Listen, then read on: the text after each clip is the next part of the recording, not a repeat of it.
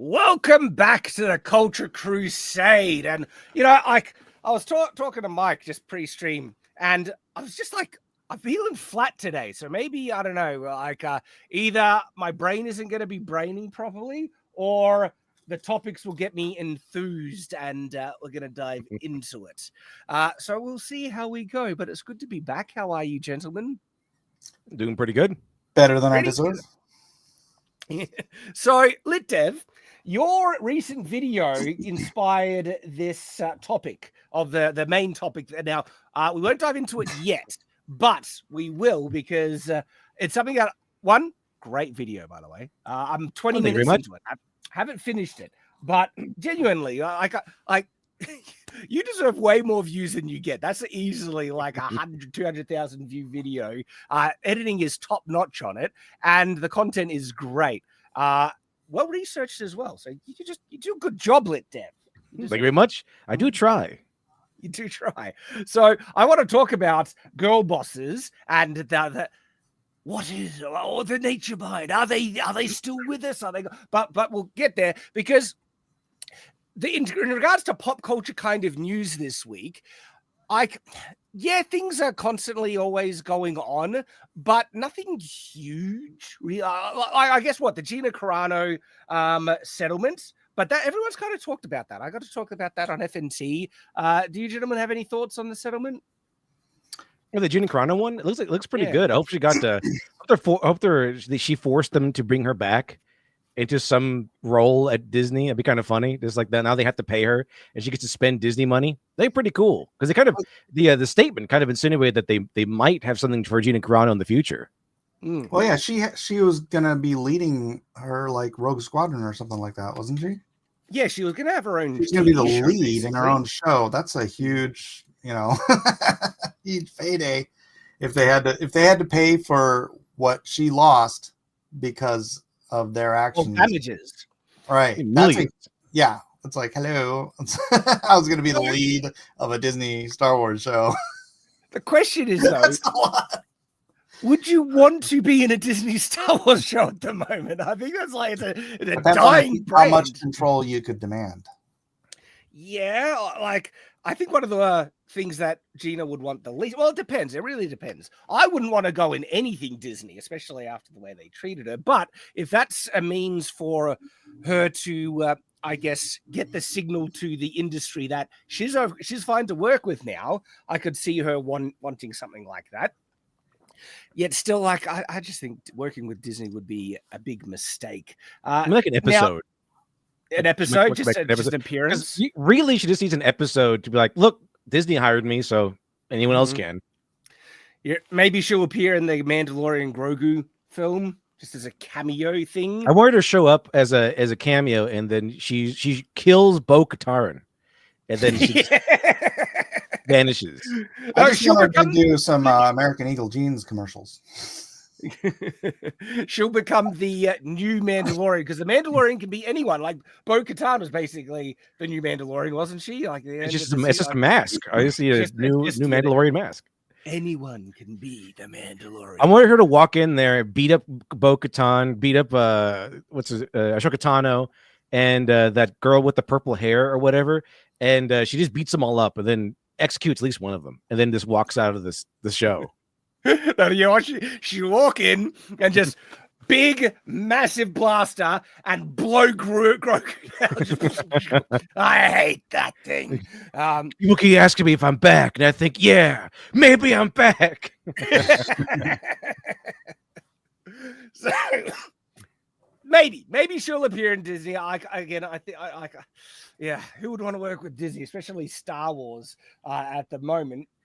But then there is this other side about the disappointment that it didn't get pushed far enough. And I'm on the fence, right? Because the questions that are in the air is like, would it have even worked? That's a lot of hassle. Disney would drag that out years to long, right? And there is this other interesting thing that I've seen brought up. And now I'm not a lawyer. I can't confirm this, but it sounds somewhat reasonable, right? Is that if part of her lawsuit was seeking damages to a certain amount, And in settlement, Disney offer not only equal to those damages, but more. And then you turn those damages down and still try and push it to court.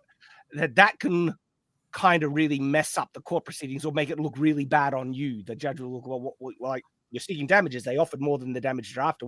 And that could play into the I guess decisions of accepting that settlement to begin with, especially if it was like a big settlement. I people speculate how much, and I've heard everything between like 5 million to 20 million.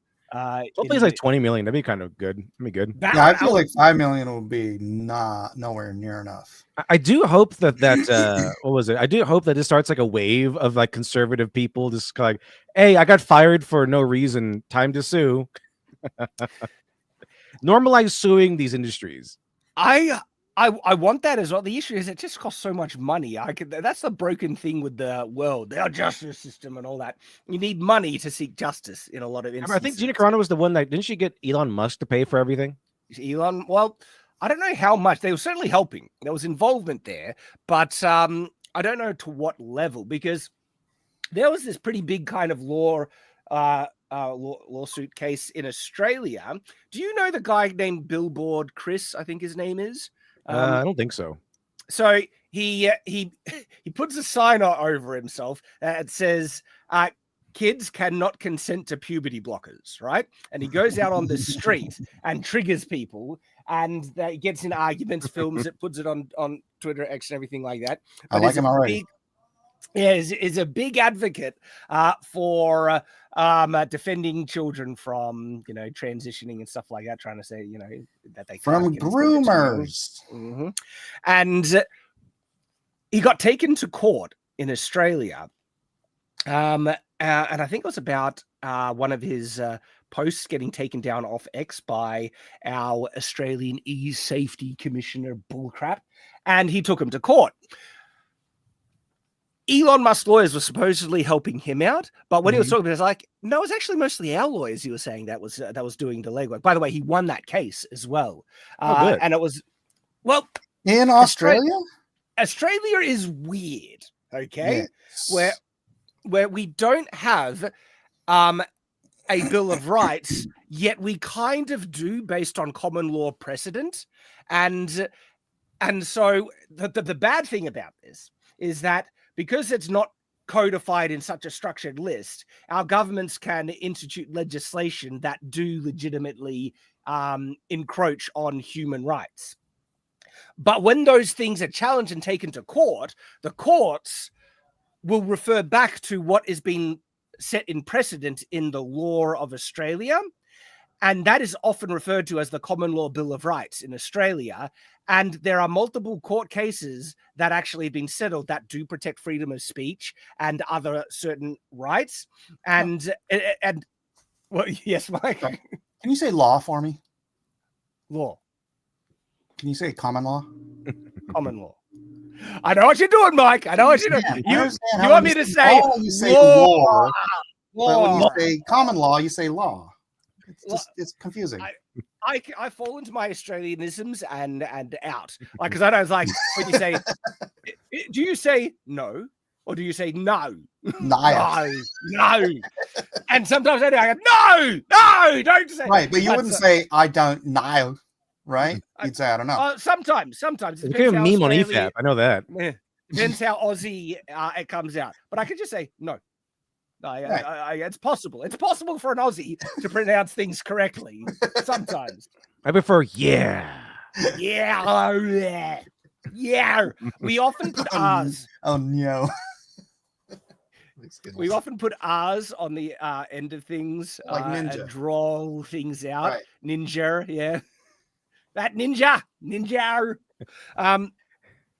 So going back to what I was saying, hard R. Yeah. Australia has this weird thing that when things are challenged in the courts, oftentimes human rights actually get upheld. And this is one of the cases where it did. It doesn't stop our government from trying to introduce, legislation that restricts our rights. But there is this other weird thing, because I looked into it. I wanted to find out what rights do Aussies have, and it's weird, but also really interesting. And I'm sorry if I'm boring people with this stuff, but I do find it interesting because it's part of, you know, the stuff I have to live by. Well, there is a thing in our understood by our judges called the principle. I think it's called the principle of legality. So get this. This is kind of bizarre, right?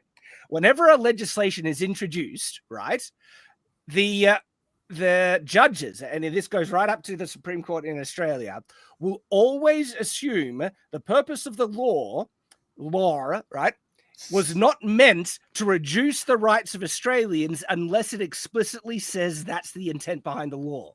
And so the law can actually say Australians aren't allowed to speak on these issues for X-ray reasons, and that seems like it's restricting our rights. But unless the law also says, and the purpose of this law is to reduce Australians' rights, unless it says that specifically, the judges will always interpret the intent behind the law was to not do that. And so that's why it's intent, not results. Yeah. And so that's why when it's taken to like court proceedings, they will always err on the side of protect. It's a weird system, but it's the common law system. And so unless it just says that we're evil, like. Yeah, like basically, you didn't say he was evil, so obviously that murder could not have been evil. And so we thought the Jews would just be warmer in the ovens. A lot of the judges, right, and Australian officials and stuff have not introduced a well, we do have a constitution, but a bill of like a set of set out rights in our constitution, right? Because they say that the system that we have, though weird, and it actually works to protect rights when taken to court. I think we need more, but at the moment, when things do get taken to court, they seem to get upheld. So far, doesn't stop our government from being scumbags of trying to introduce, you know, social media bans for under 16-year-olds, which is going to force everyone to have a digital ID and all that bullcrap. It doesn't stop our governments.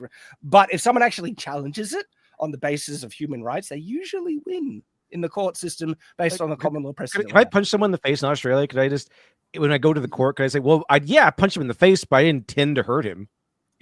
Well, no, in Australia, punching people in the face is a human right. Yeah, the principle of legality only applies to legislation and laws passed. And it's unless those legislations specifically state its intent was to reduce Australian rights, our judges will always interpret those laws to not do that. But who would say that? Like, what guy would write the law? It's like, yep, I'm a tyrant.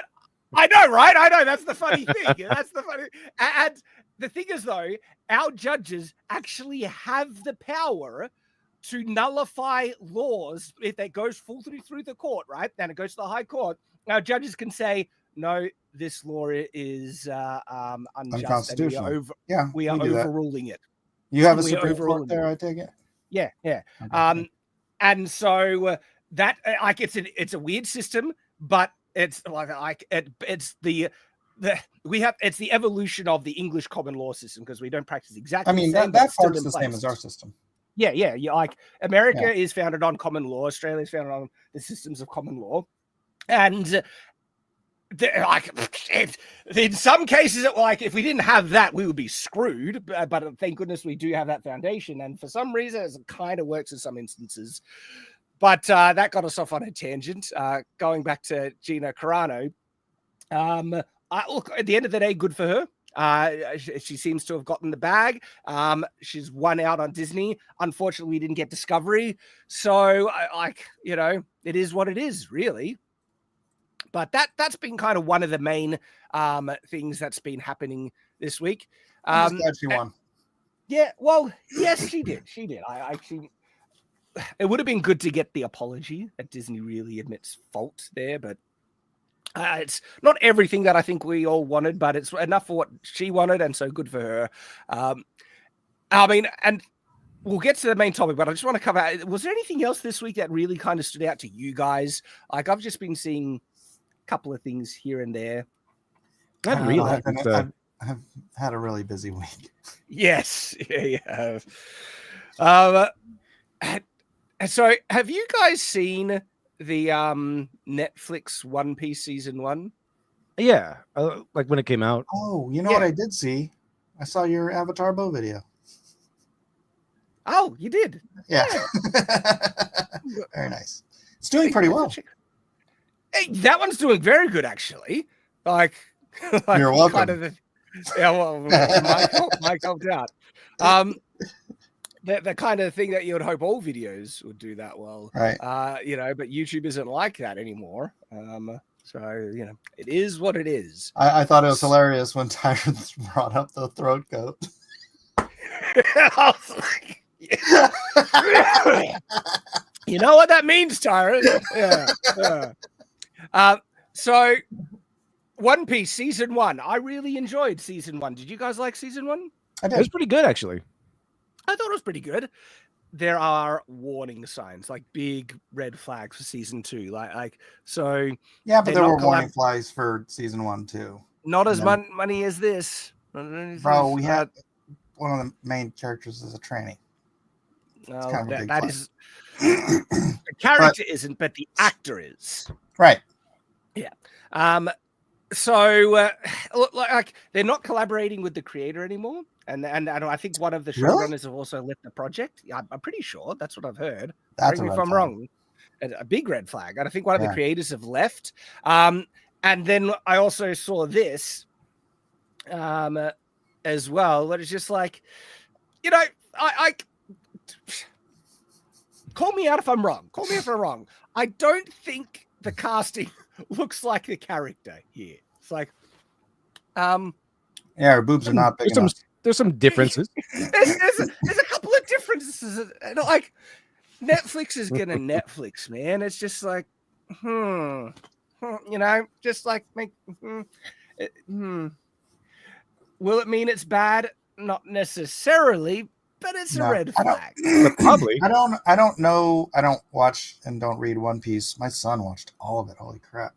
It's like 1,000-something episodes. Literally 1,000+ episodes. Yeah. So I'm not familiar with that character. Is her skin color integral to her character? No idea. And it might not even. Like, I don't know how. Yeah, I don't know how prominent or important of a character it is. So, I mean, you don't want like Nubia being white, right? So, it's like, but like, what's his face? Samuel L. Jackson. Why am I blanking on his character? Samuel L. Jackson playing a white character. Nick Fury? It's not integral to his character. Nick Fury. Nick Fury. Thank you. Jeez Louise. Yeah, but that's Samuel Jackson. He's cool. That's right. And then they totally cucked him and Captain Marvel. Like, last time I trusted somebody, I lost his eye. Yeah. And it turns out that it was just a cat. Like, this is the worrying thing. If we were to go by Netflix's track record, percentage chance that season 2 is going to be good is very low. Like, Netflix always butchers things on the second season. Once they start race swapping, it's just like it's not a good time. MTV make it. I really like season 1, but if we go by their track record, and it's been 3 years since the last season or something. It's like, is it really? I think something like that. Big gap between seasons, and there's so much One Piece to get through. It's like, if you're going to be taking this pace to get through One Piece, you're like, it's going to take 100 years to finish this bloody thing. So came out 2023, but that's okay because it'll all be AI by then. It'll be AI, and a new episode will come out every day. And ironically, though, it's getting to that point where people will be able to make their own stuff. I was playing with the Grok Imagine last night on some of my free time, just taking some of my still images and you want me to bring something up? Yeah, man. I because it's looking friggin' great what people can do. And so, think about this, everyone. This is Mike's drawing, right? His own original artwork that AI is enabling him to kind of move and become alive without paying crazy amounts of money or anything like that. And I think this is brilliant. I actually think stuff like this is amazing. Yeah, I'm not going to bother with the sound because the sound is stupid. But I did a few of them. Check this out.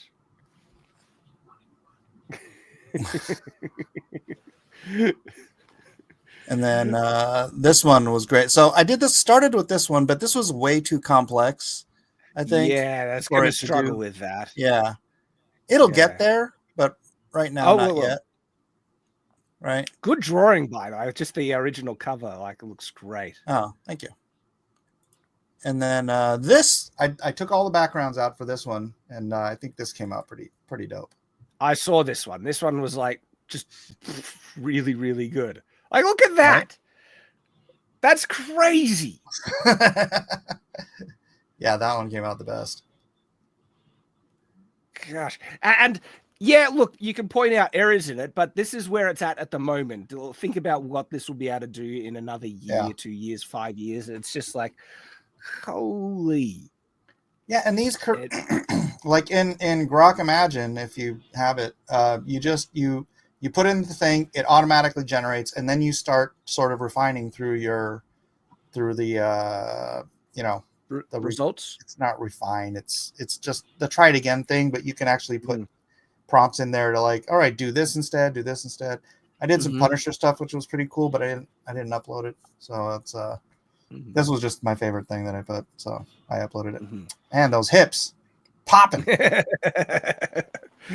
Yeah, I mean, it's pretty cool.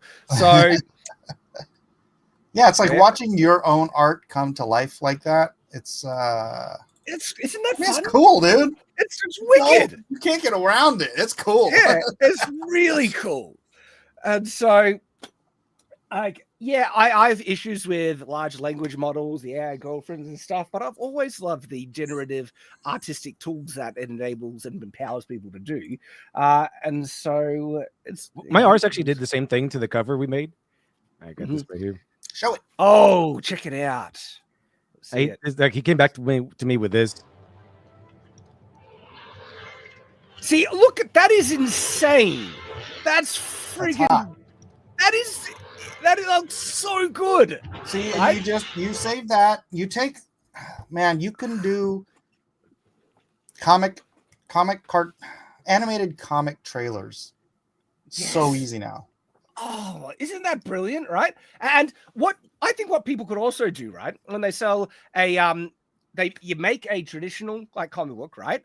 You could have each panel a mini animation, just making it more interactive. That would be awesome. Like that would just. It would make a really good trailer. I mean, it's gonna be very soon. There's some. Although I tried to put some of those double page spreads in there from Shadow the Conqueror, and it just that'll be man, messed. What you would need to do, that would be a pain. You would need to take each kind of image, individual image within the double page thread and have it do it individually. It doesn't montage well. No. Although, let me see if I uploaded it. I did do a scene. I didn't upload it to that, but I did the scene where they're busting into with the girls. Oh yeah. Darn it! I don't think I uploaded it, so I don't even know if it's still on there. But that was pretty cool because like you have like individual girls, like it's a crowd scene of girls, and they they start huddling and closing together, and man, that's crazy. It's going to enable some just wild, fun things, and I'm preparing to start to produce a more complex series if things go ahead. I'm working with things behind the scenes. Trying to set up a deal with a group of really cool people, and I might be trying to produce a series that I did a couple of episodes on Shadiversity, and I was really happy with how they turned out. It's Epic Adventure Quest. I'm not sure if you ever saw this because only 2 episodes are available on Shadiversity, and it's a scripted comedic Office-like series, but so you know The Office where it's a mockumentary, but with a group of fantasy adventurers. Is that the one where you're a tree? Yeah, I was a tree in one of them. Those, yeah, I saw those. I love them. But they're expensive to produce. We need a cameraman. We need way more editing, but I might be able to make a mini series of that as a type of exclusive content on another platform, which would be great if I could do it. This would be awesome.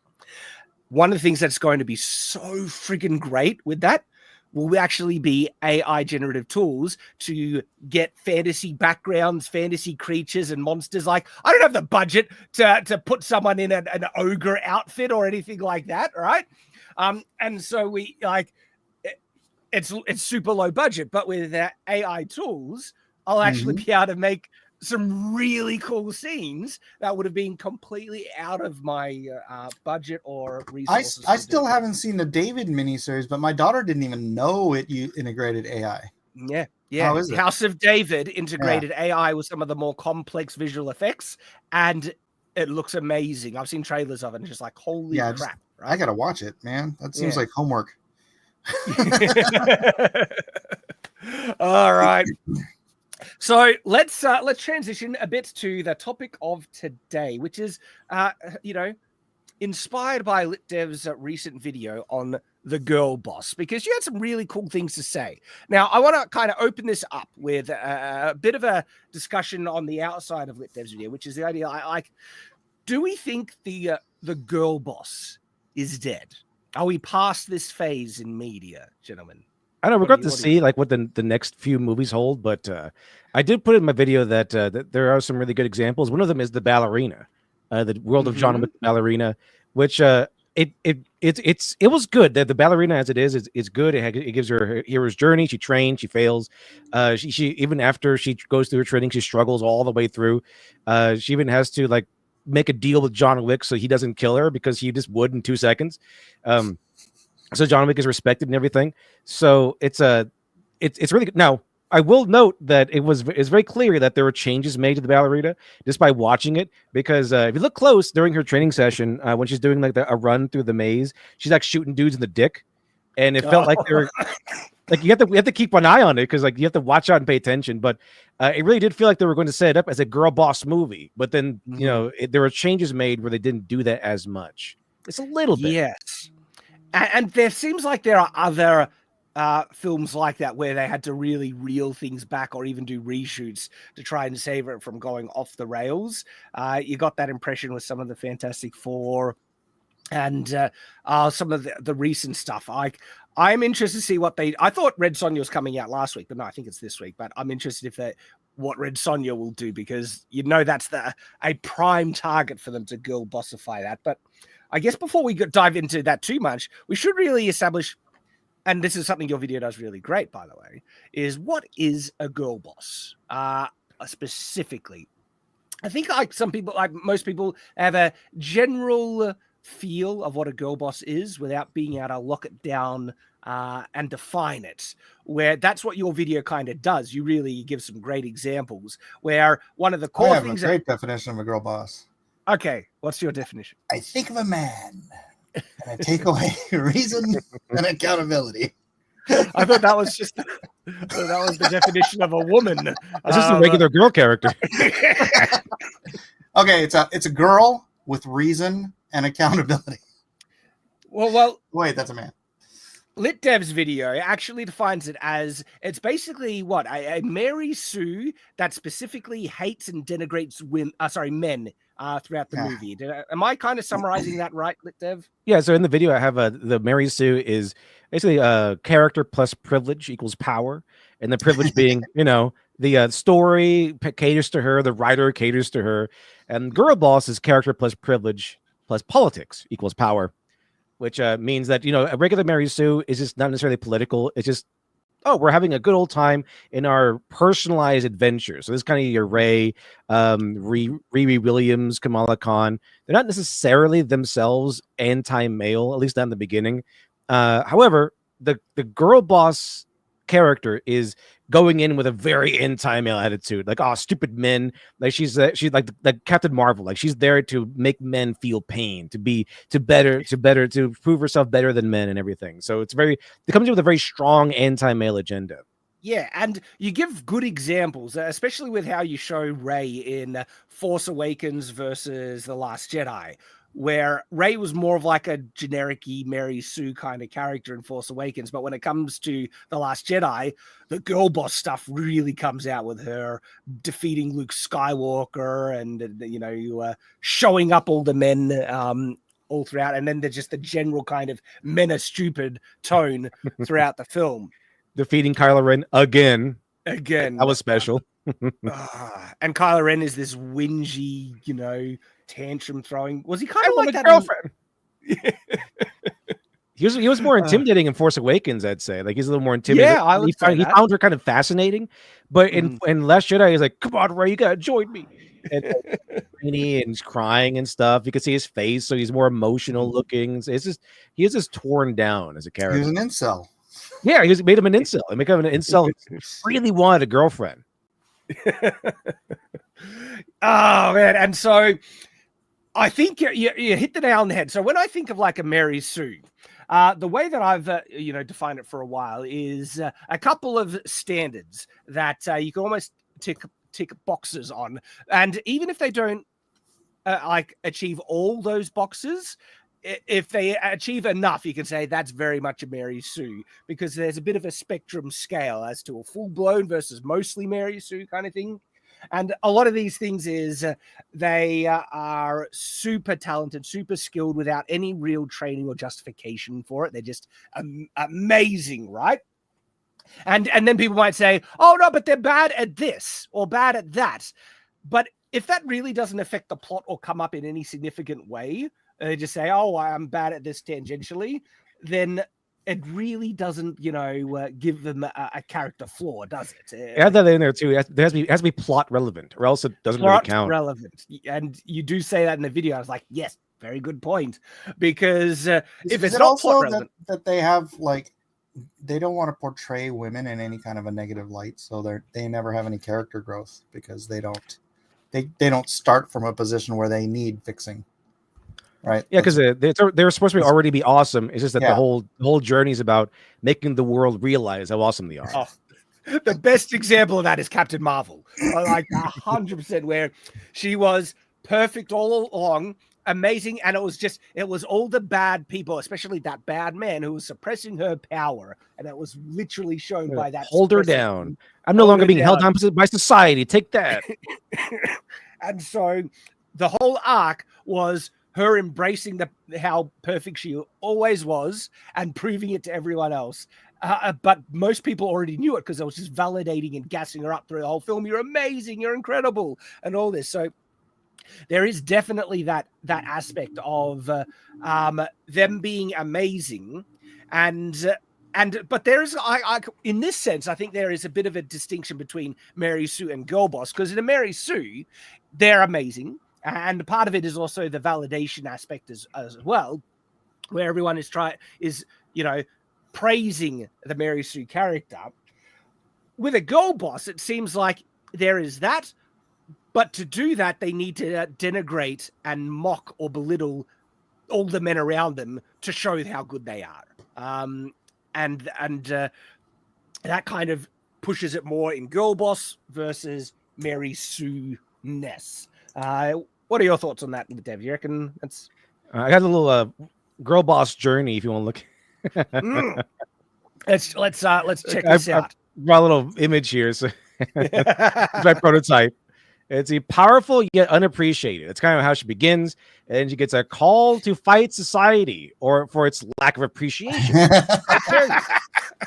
And then she crosses the threshold into the world of the oppressor. So even this is kind of even Cruella, where she crosses the world into the Baroness's world. You're right. So it happens. So it's not just men. Sometimes it is it's generally the oppressor, but usually it's men. But usually they have some sort of political statement, because there's one thing that feminists and stuff hate more than men, and that's their mothers. And so so their journey, where their journey should be, where they encounter failures and overcome trials to get skills and conquer themselves and develop a new person out of themselves.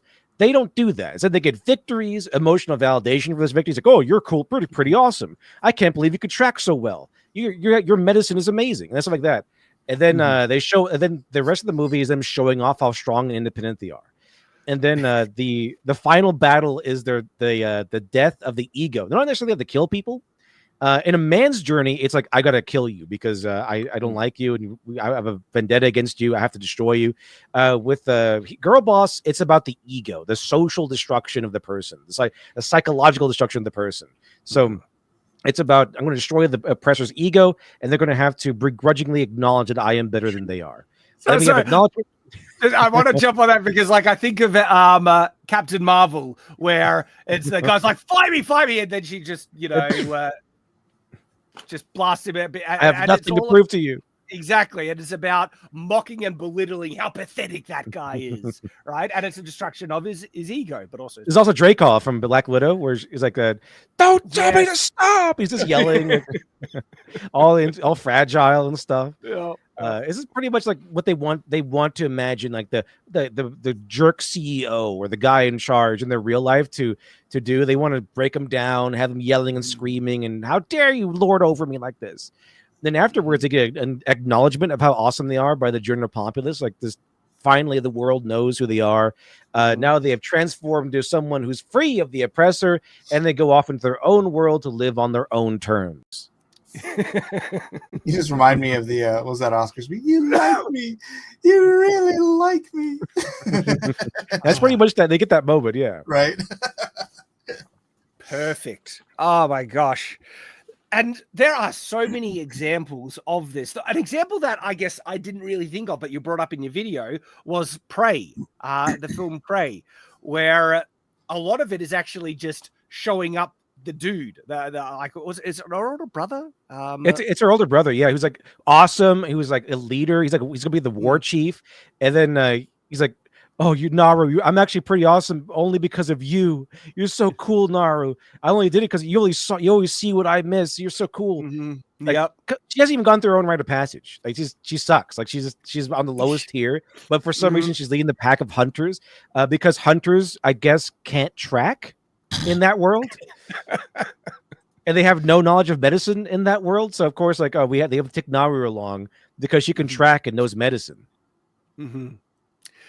It's an interesting case study in insecurity, I find, because the result of all this really comes from self-inserting an insecure, like the writer is insecure and wants to self-insert them, and it's a wish fulfillment kind of fantasy, but then taken to the extreme with this kind of bitter underlining thing underpinning it. And that's where the girl boss kind of comes from, because the Mary Sue kind of character already comes from that insecure self-insert kind of power fantasy thing.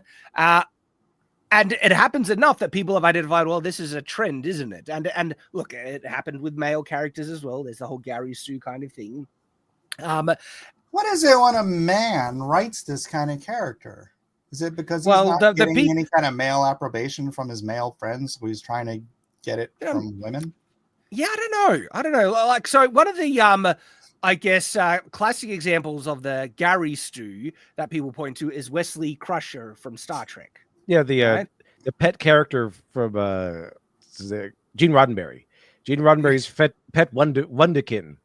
Well, everyone hated him because he was insufferable, but I'm talking about the audience, right? But everyone in the show, Will Wheaton too. Amazing. He's so special. Will Wheaton also sucks. Will Wheaton also sucks. Will Wheaton also sucks. Yes. I got an image for the Gary Stu too. Now we're on the top. Yep. Will Wheaton was just cast as himself. Possibly, right? So it can go both ways. And I was talking about those standards where it was like, okay, so they're amazing without much real training or preparation for it. They just got, a prodigy with all these skills.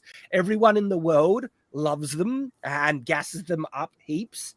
And then they rarely ever fail, or their failures aren't really that impactful. It's only like a token. Or it's somebody else's fault. Or it's somebody else's fault. Yes, good point as well. I think those are three pretty big standards. Am I missing any? Can you think of any additional ones that kind of are tropes for the Gary/Mary Sue character? I don't see a lot of these in fiction because usually by the time men have to reach, because men have to earn it.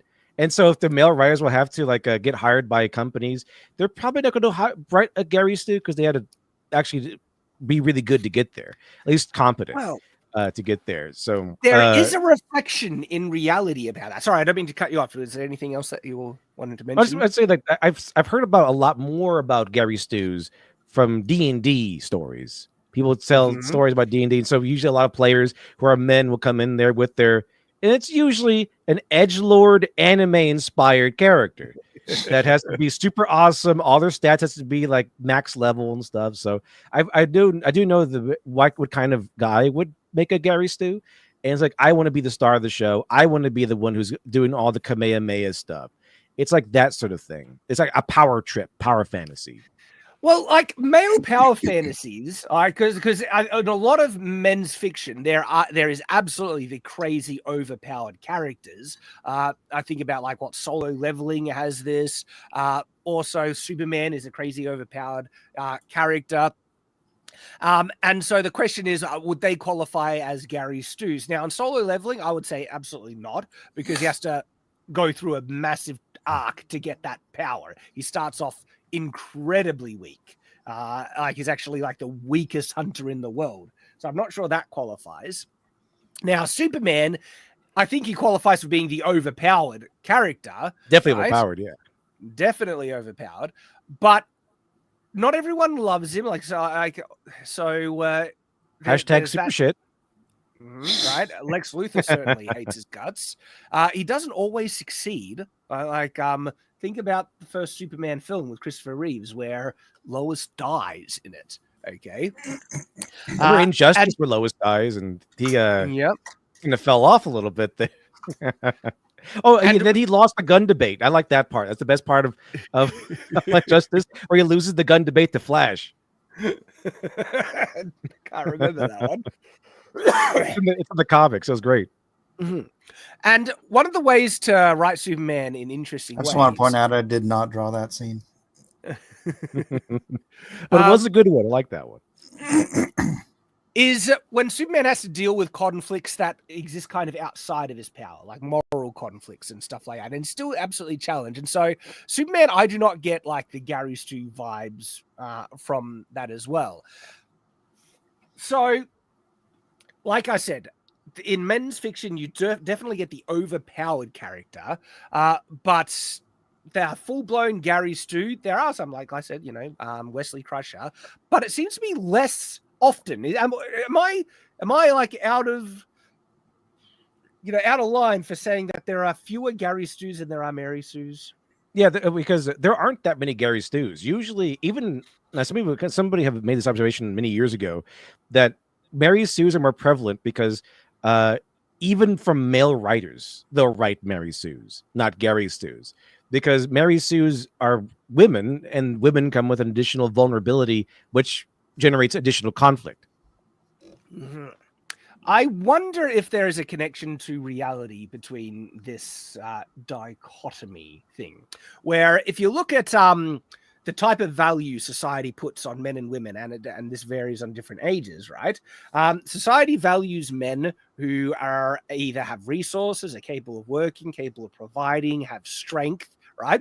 And all those things men need to actively work to achieve. They don't have it they're not born with those things. And so for men to bring this type of value the value that society more often, and I'm not saying universally, but talking generally, that society, the type of things that they value in men are usually things that men have to earn, and they have to go through that kind of arc. Now, if you kind of now look at women, the type of value that society, and also this is also a historical thing, puts on women is usually on youthfulness, beauty, fertility, and things like that. Chastity, right? And those are all things that women are kind of born with. They don't have to work too hard. Not all women, of course. There are some women who are blessed with good genes. Very good genes. Very good genes, right? But they didn't have to really work to earn that. And look, keeping yourself, fit, yeah, it's a little bit of work, but also don't overeat, It's like, and I'm like I said, I'm speaking very broadly here because there are, of course, things that people value in women that women do need to earn and achieve. But if you were to look at it broadly, it does seem like there is this kind of perhaps correlation between the fact that men from, age, they do need to work to earn a lot of their, value that they can bring.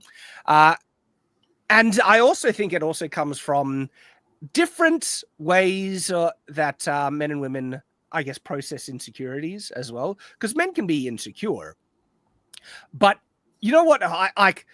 You know what often happens? And I'm just again, speaking very generally, right? If I was to pose the question to you, how do men overcome their insecurities usually? If I was to throw that out there, what would you say? Liquor. Would you say? Liquor.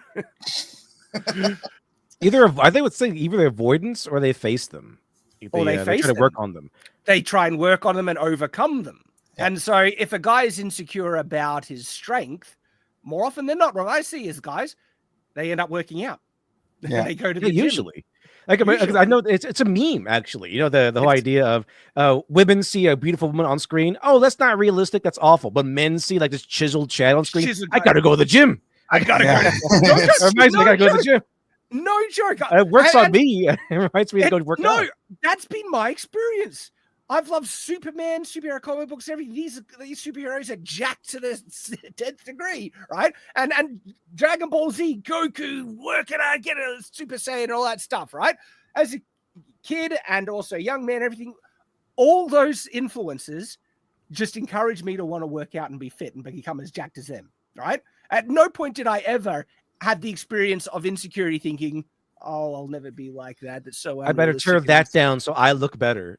Yeah. That's not how really men function. It's like, I got to fix myself. I got to go work out. I got to do some squats, whatever it is. Yeah. Get that money. I remember in high school, I had a couple of friends, Mike and Brad, and they were like, sorry, Mike and Brad, if I say this, like super freaking nerds, right? But by the time they graduated high school, they were both just these jacked freaking muscle head, like. So you can achieve, right? As a man, you can achieve that. It's like here's a thing that there was a thing that Joseph Campbell said to his class of all women when they said, "What about the woman?" When he's talking about the hero's journey, and he goes, "Well, the women are the prize. They're there to be to nurture the hero, to be worshipped by the hero, to raise the hero." And they're like, "Oh, well, that's dumb." So that their interpretation was the woman cannot be a hero, which is not correct, because of course, with Joseph Campbell not knowing how this functions, he was thinking that men and women can both be heroes, and the question was, what about women? Well, presumably if the hero is a man, then the woman will be the idolization of the man, like she's the one he worships and things. And he also kind of bolsters the idea that I think he even says this, that women are not in competition with men, which is taken, of course, by the feminists as you think that men are better than women. But the idea is that no, women are not in competition with men because they're traveling a different journey.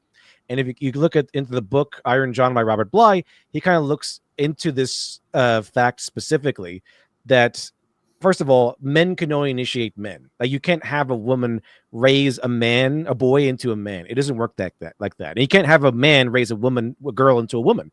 It doesn't work like that. It has to be a man who raises a boy into a man. And so because men and women have different journeys, have different things and obstacles they have to overcome. This is proven. It's kind of the basis of the hero's journey. And I kind of proved that in my video where I'm not sure if he made it that far, but at the end, I give you a feminine journey example with the labyrinth, where it's about Sarah going through. She doesn't conquer anybody. She doesn't fight anybody. She is a loner. She is a loner nerd kind of girl, worshiping, wanting the fantasy of being swept off her feet, challenging the Goblin King, and going to this wondrous kingdom. To the point where I wish my brother was gone, and so she has to go to this whole labyrinth scenario to get her brother back. Meanwhile, she gets challenged by Jareth. The thing is, she grows from a person who's whiny and this says everything's unfair, a loner, and she grows as a woman's supposed to grow, which is socially. And she gets companions. She gets a Hoggle, she gets the Ludo, she gets Sir Didymus and his dog. She gets friends, and that's kind of the woman's power is social power. It's so her conflict, women's stories conflict in general, or is social conflict. And so, of course, this as a man would have to face down his own flaw, which is usually lust, which is why in the hero's journey, it's woman as temptress. That's usually the main thing that the hero in general will have to face is woman as temptress. It could be any flaw, but traditionally it is a man's lust that overcomes him, and it is a temptress woman who kind of leads him off the righteous path. But for Sarah, it's the same thing but reversed. She has to conquer her own lust, which takes the form of Jareth. Jareth is everything she wants. This handsome king who runs a kingdom, who is powerful, but he is a devious incubus. And the thing is, my favorite line of his is, Sarah, do as I say, and I will be your slave. And that is the most incubus line ever, because that is exactly what she falls for. The thing is, what women have to grow in is social, I guess you could say social awareness or intelligence or whatever, because their main thing is identifying good men. They have to be able to look past a man's flash and look into the heart and say, yes, I want to marry you, or no, I reject you. It's really easy to fall for the flash and circumstance of someone like Jareth, the Goblin King, who's tall, he makes at least 6 figures, and he runs a kingdom. And that's usually how women get in trouble. They see this guy who's like all flash and pomp and circumstance, has all this money and power and wealth, and she gets with him, and he treats her like garbage. And it's like it's a trick. The Iroquois tradition has this as he was this great looking over the top, larger than life guy, but he turned to be this evil magician wizard who wants to use it for evil dark magic and stuff like that. So exactly, it's like that. Like I want to put you on as a cam girl, but man, he has 6-pack abs and he's 6 foot tall. But the thing is, she has to overcome this flaw, this challenge of the incubus that will give her everything she wants. Just do as I say, and I will be your slave. And then she says no, because she rejects this temptation, and she becomes a hero. She could have said yes, but not only does she say, I want to face him alone, away from all of these companions that I've done, that I've made friends with, and I've forged ties to. No, this is what I have to face this alone. Like Luke Skywalker walking into the swamp to face his reflection with Darth Vader. I must face this temptation alone, and she overcomes it, defeats the whole thing, and embraces the life that she had before. I've loved everything you've said. That is just I want to go rewatch The Labyrinth now, because it's awesome. Hearing you explain that, I'm like, yes. Like that's gold. I actually learned to contact juggle from that movie. It's pretty fun. That is great, and such a good point about men and women have different journeys, and they kind of achieve different heroic ideals. Brilliantly put. And also, what I would also say is, like, with those journeys that men and women go on, right? The relationship between men and women actually end up being a supportive thing, where men can assist women achieving it and women can assist men achieving it. And men are able to become the hero more often with the help of a woman there, right? Like and so Link from Zelda. Exactly. That when with what you were saying at the beginning about what does the woman do on the hero's journey? Well, oftentimes it's the woman actually enabling the man to achieve and to complete that journey. And that's a really important role, right? It's a huge, very important role. And a lot of people who don't like this stuff kind of diminish it, saying, oh, she's a supporting role. Yeah, and you know who else is a supporting role? Freaking Gandalf. Yes. Gandalf is a supporting role. Dumbledore is a supporting role. These classic characters that everybody knows are supporting roles in a hero's journey. These are important. And if the hero isn't able to become the hero and defeat the big bad guy without that support, to me, that makes that supporting character as important as the hero character, because they are both, contributing something equally important in that journey. And just because they're the ones not slaying the dragon doesn't mean it's not so vitally important. That's what a lot of people kind of miss with traditional storytelling, but also traditional relationships between men and women. And this is the flaw with the girl boss thing as well. The girl boss wants to subvert and take away the role of the male hero and supplant it with the woman. All right. Right, because one thing I wanted to point out was that the girl boss specifically, they're usually invading a male space. They're usually in a male role, traveling a male's journey in a male franchise. But the thing is, they're written by women who have no idea what men value and how male traditions work, and so they kind of they know only women traditions, which is show up and you're awesome, because it's kind of like how romance works. It works in romance. Okay, it works in romance. Like if Ray was put in a romance scenario, she would probably be fine. But unfortunately, she's on a male journey, and what that means is you start off small and you build yourself up through challenges and failures and all that stuff like that. Because a man's conflict is usually a physical conflict / spiritual conflict, where a woman's conflict is social. She has a lot of tools to conduct social conflict, but she has to learn, like the conflict of social manipulation and advancement, making friends and stuff like that. She can do it. She has the tools to do it, but it's about the knowledge on how to maneuver these things. 100%. And when they try and supplant the male role with this girl boss character, there is this sense of vindictive bitterness, because it's not enough that this character is now, fulfilling the masculine archetype and role of the story. They also need to show that other men are pathetic in the same process. And so, like, this frustrated me so much with like Rings of Power, where they couldn't write an intelligent character, but to try and present Galadriel and other characters as intelligent, they make everyone around them really mind-numbingly stupid. And then the supposed intelligent character are just noticing blatantly obvious things that a brain-dead idiot would also notice, but because everyone else doesn't notice and they're so stupid, it's like, aren't I really smart? And I'm watching this thinking, no, you're not. You're all retards. Oh my gosh. This is the unfortunate experience I went through when I started rewatching BBC's Sherlock, which I really liked when it first came out. I really liked that show. It was so funny. I was just thinking about Sherlock when you said that. You try rewatching it now. I was like, oh man, everyone's retarded. Well, I was just listening. I just listened through the entire Sherlock series. Actually, I think I have a couple stories left. But I mean, a lot of that's pretty true to the original stories too. I mean, you're just sitting there listening to Sherlock. I'm like, yeah, this is obvious where this is going. And like, how is everyone else around you stupid? It's like, well, it's a lot of the short stories are kind of like Sherlock Holmes does something and then kind of goes off screen for a while and then comes back at the end to explain how he solved the crime and stuff. He's like explains to Watson. A lot of the short stories are like that. Like Scandal in Bohemia is like that, where it's just like Scandal in Bohemia is like Sherlock Holmes at his most retarded, I think, where he's just like, hey, Miss Adler, I'm a priest, help me. Okay, I'll let you in. And then suddenly her house is on fire. And oh my goodness, my house is on fire. Oh yeah. And then she has to put out the fire, right? And then all of a sudden, we put out the fire, but the priest is gone. Huh, that's strange.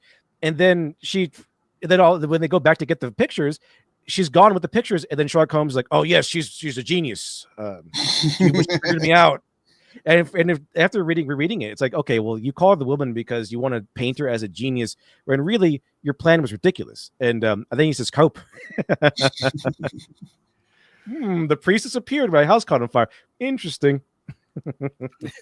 So going back to like this idea of the girl boss with this character usually fulfilling the masculine role, and to achieve that, they usually belittle all men around them.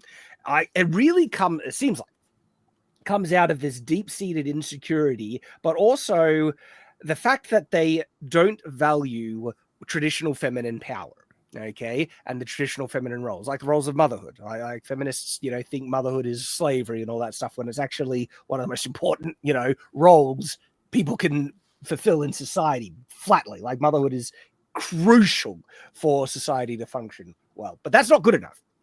Instead of having internal flowing power, which is the power over a household, power over setting kind of the scheduling and hiring and firing of staff, what gets eaten and at dinner time, and therefore the budgeting and and handling, the shopping lists, as well as the scheduling of who does what and when and stuff like that. These are all really crucial roles of authority and power, right? But because it's internal and it's not external, flowing power that gets seen a lot, and that gets denigrated as being lesser important, whereas the external kind of power, which is going into the world and taming it and dealing with conflicts and negotiating and trade with other things and so many things like that, which is usually fulfilled by, the masculine archetype, they kind of feel envious because the natural result is that they don't end up occupying the roles of leadership over the larger group, where women usually occupy the roles of leadership within the group, like the women's council and the female mothers groups and things like that.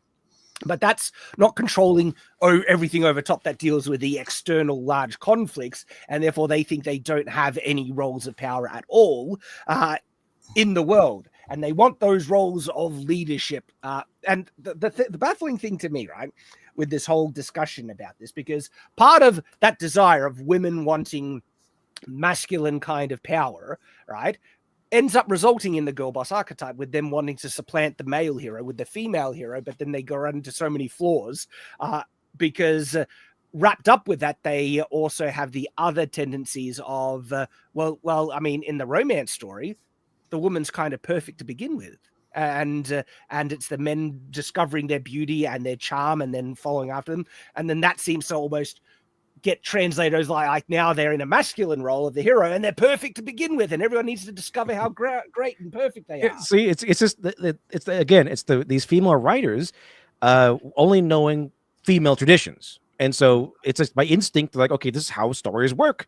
And if they don't have the experience or the humility to write a story properly in the field that they're writing in, like this, here's a masculine journey, then it's not going to work out that well.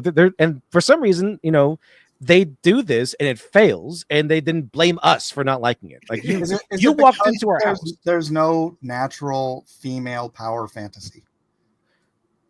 There is, I think, so which is the romance. The romance is the natural. But that's not a power fantasy, right? No, male power fantasy is one thing, but it seems like they are just trying to glom onto the male power fantasy instead of just. Well, the romance is a social power fantasy. It's you're able to manipulate and lure in and seduce this guy. Right? Beauty and the Beast. Billionaire. Beauty and the Beast. No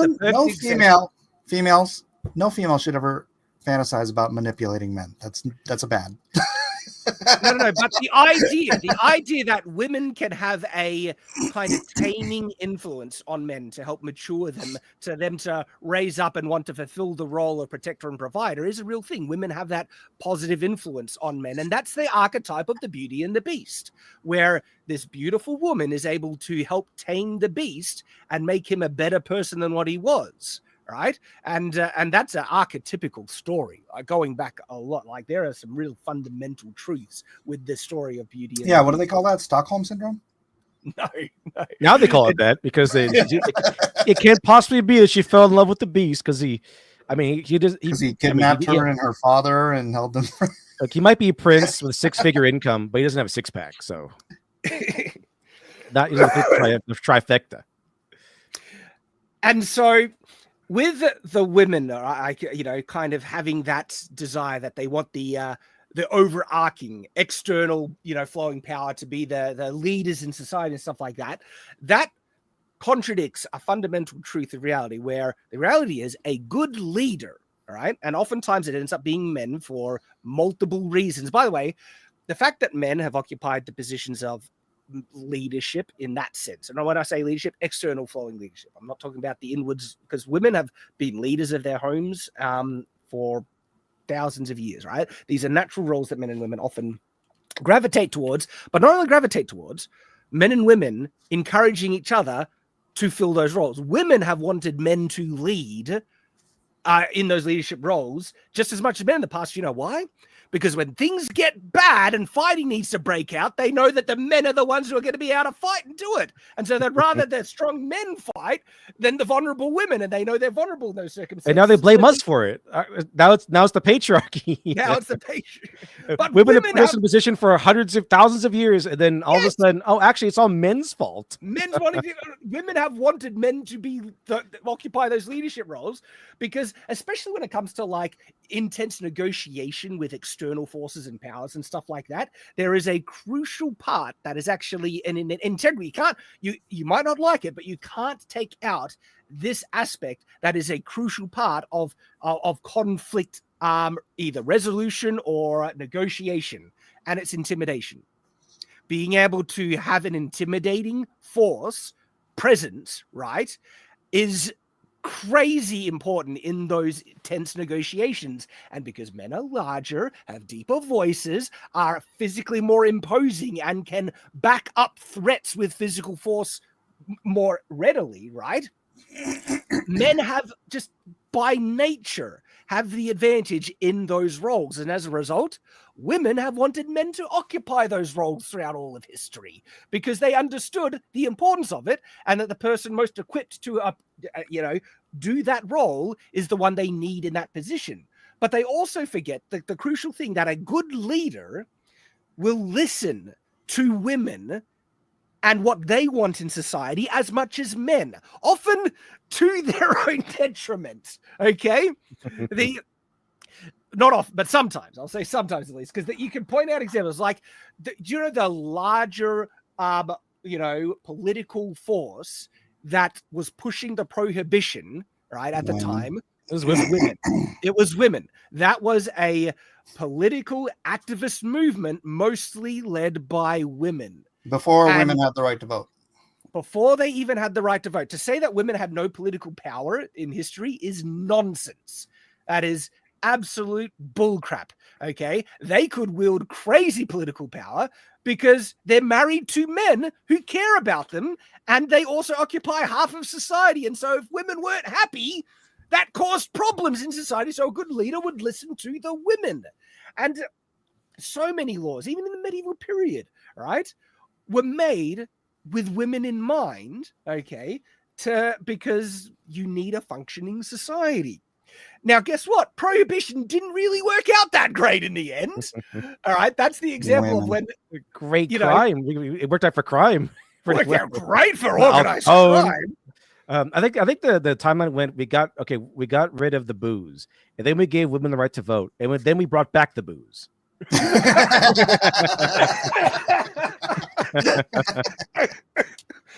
You're reminding me a lot of arguments Andrew Wilson makes. Do you ever listen to him? No, sorry. No, because he makes the point that there's no such thing as rights. Rights are just what you can enforce, right? Mm-hmm. And and how women can't be the enforcer of rights. Women don't have rights except for what men grant them, right? Because if you want a right and your men won't allow it, you need other men who are stronger than those men to be able to grant you whatever you want. So it's really, everything is dependent on who's the most powerful men, right? It's like, it's this men's sphere kind of thing, but it's a logical reality. It is. People might not like it. Yeah. People might not like it, but you got to get some. If you got a high value male who doesn't want to give you rights, got to get higher value males, take them down. That's actually a really interesting point. Like, the only way rights work is if you have the power to enforce them. Correct. Therefore, the group that has the power to enforce it, ergo, are the ones that can maintain and then, grant them. And I'm pretty sure no one's talking about rights in the world of like Max Payne or something. Oh wait, no, Mad Max. Yeah, but I have a right to. Not according to this warlord. Really, I mean, what everything actually boils down to is might makes rights. Not might makes right, but might makes rights. Well, this is why it's so important to have a moral framework that, men are raised in and taught. And it's about teaching men how to use their strength and power correctly to be just and to protect women, and also, protect women's rights as well. And so much of those lessons are taught in the classic stories, traditional stories that define the roles of men and women, and they go back so much from Beauty and the Beast to the examples. Man, like I said, I'm totally going to be rewatching The Labyrinth. It's great. That's like, oh, what a brilliant. Speaking of The Labyrinth, though, like I compare the girl boss journey to The Labyrinth because a lot of the times in the girl boss journey, they're arrogant, chip on their shoulder. Sarah begins the same way. She begins arrogant, whiny, like everyone should pay attention to me. Everything's unfair. She's basically just the same person as a girl boss, except the writers of The Labyrinth saw that as a flaw. Yes. The girl boss and stuff like that, their writers saw that as a feature. That's a virtue. Isn't that funny? Oh, back in the day, people had the actual, wisdom and intelligence to realize that's not a good, personality. That's the you have to overcome. And now it's literally the reverse. It's like, no, that's how, you must validate our own selfishness and grant us all the power. And oh my gosh. Because like I said, it really seems like that's the thing where, again, they have a female character that they want to now occupy the masculine role, but then they take all the baggage with them about this entitlement sense that gets wrapped up with the Mary Sue. But also, as we were, had the interesting discussion, is a lot of storytelling tropes that come from romance and stuff. Where women, they have all those values inherently, and then they force it into masculine role, and it doesn't work in the masculine role because men know that, like, oftentimes to get strength, you have to work to achieve it. Okay, like even men who have good genes, naturally strong. If you don't actually work out and be active, that's all lost. It's gone. Like it's like to maintain power, you have to always actively work and maintain it and earn it, especially when you throw in all the other aspects of, masculine value about being able to provide resources and stuff like that. Those stuff you have to earn. And it's to earn everything. And men respect guys that earn stuff. Like a guy just walking to the gym, see a gym bro with a lot of muscle, like respect, man, respect. And that's also very interesting because I learned that one thing that women really like to do in their romance novels is emphasize how the male lead is just naturally muscular with no work required. I don't know why that's so important, but they like that feature. Like he's just naturally ripped. So where does that come up? Like, it's a trope that I guess women writers like to put in their fantasies. He's just naturally ripped. I don't know why that's important, but it's important apparently. Because the guys are like, you got to earn that stuff. That's hard to achieve. It's like Patrick Bateman. I can do 1,000 now. Yeah. And so when you have this girl boss character that is so entitled and is just, she's there to prove to everyone how great she is, it comes off so incredibly insufferable. You can't stand these characters because of how up themselves they are. And the feminists writing them are like, you go girl, slay queen, be the, the bad girl. They use the B word. They want to embrace being the B word, right? And it just makes you look like cows. It makes you look like these insufferable, awful people. And so many of these girl boss characters are actually awful people. Evil, bad, nasty, entitled, arrogant. They're treated as good guys. But they're treated as good guys. It's a big epidemic of penis envy. It really is. It seems like that. Like, I mean, I think of that female character in the Indiana Jones movie, The Dial of Destiny. She was so insufferable. I couldn't stand. She was one of the most insufferable characters there. She was there just to show up Indiana Jones constantly. Oh, and I have trouble understanding how.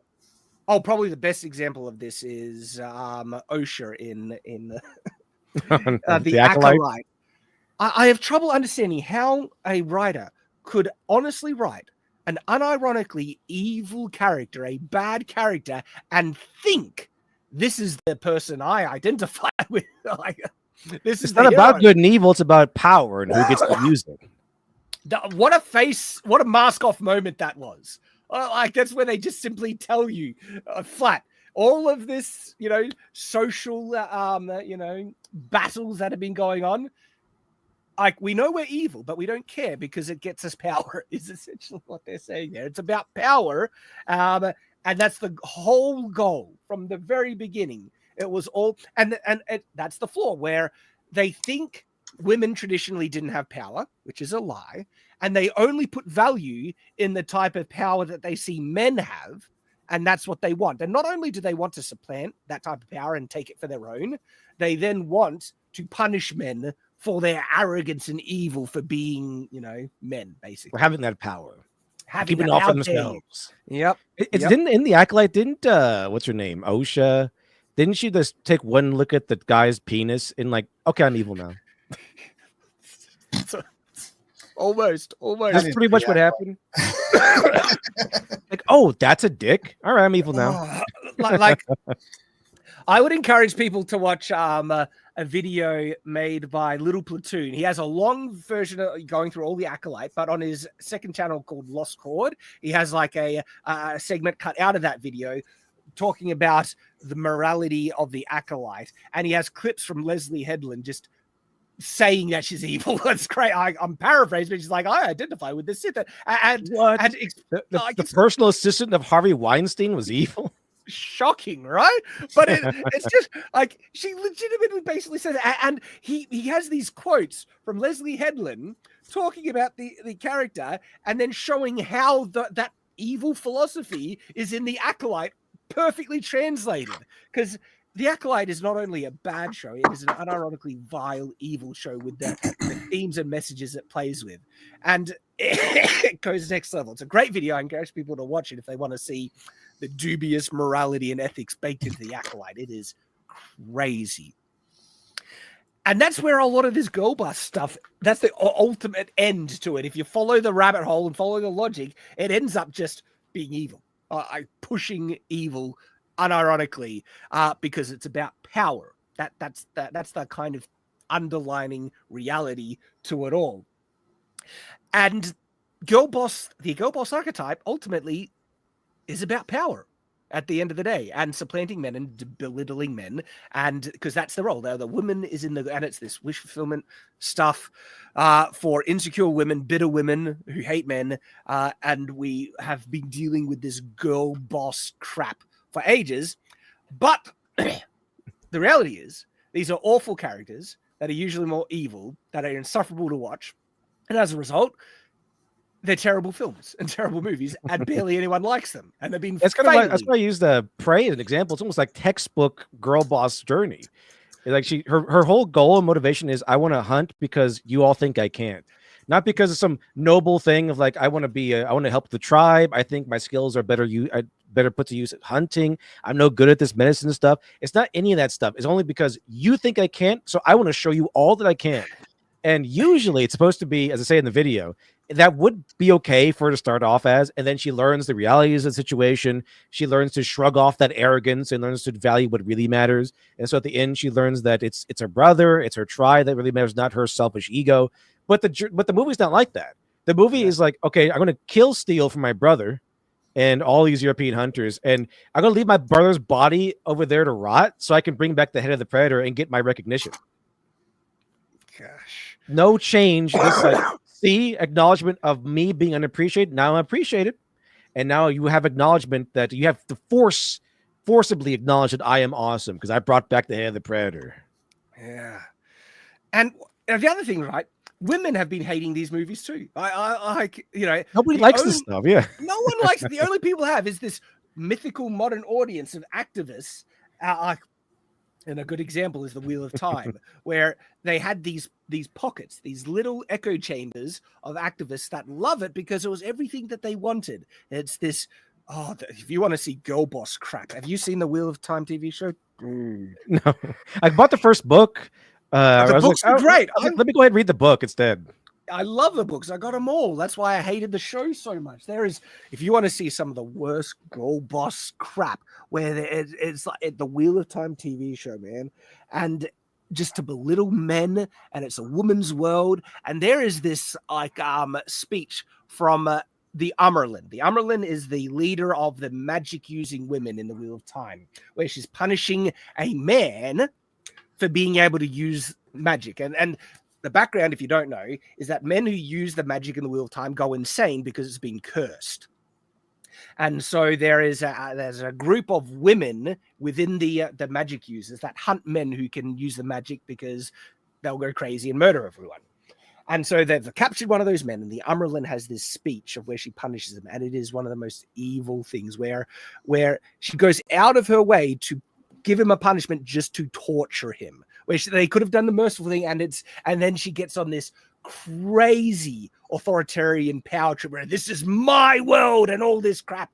And I'm watching thinking, not only have they like butchered the character, because the character, it's Sawan, and she's a good person in the books. They made her full-blown evil, crazy, like to the nth degree, right? In the show adaptation, where it's like, and she's like basically saying, I'm a tyrant, and that's the right order of things. And it's presented as this positive thing because it's women being evil and being able to be evil and rule over men and punish men and just like torture them for the sake of torturing them. And these groups of like activist fans love it because it's their wish fulfillment. It's like, yes, they want women to be in these positions of power to just oppress and be evil. And it's like, holy crap. Oh, it's insane. It's crazy. So anyway, yeah, like Wheel of Time TV show, probably the most girl boss woke piece of crap made in the modern day is that. And it is painful. And especially if you love the books. If you love the books, it just is like, what an abomination. Sorry, you got me on a rant with Wheel of Time. Or I could put myself on the rant. I'm like, I can't. But guess what? This modern audience, this myth, this bubble of fans, wasn't enough to make it keep going. The show bombed.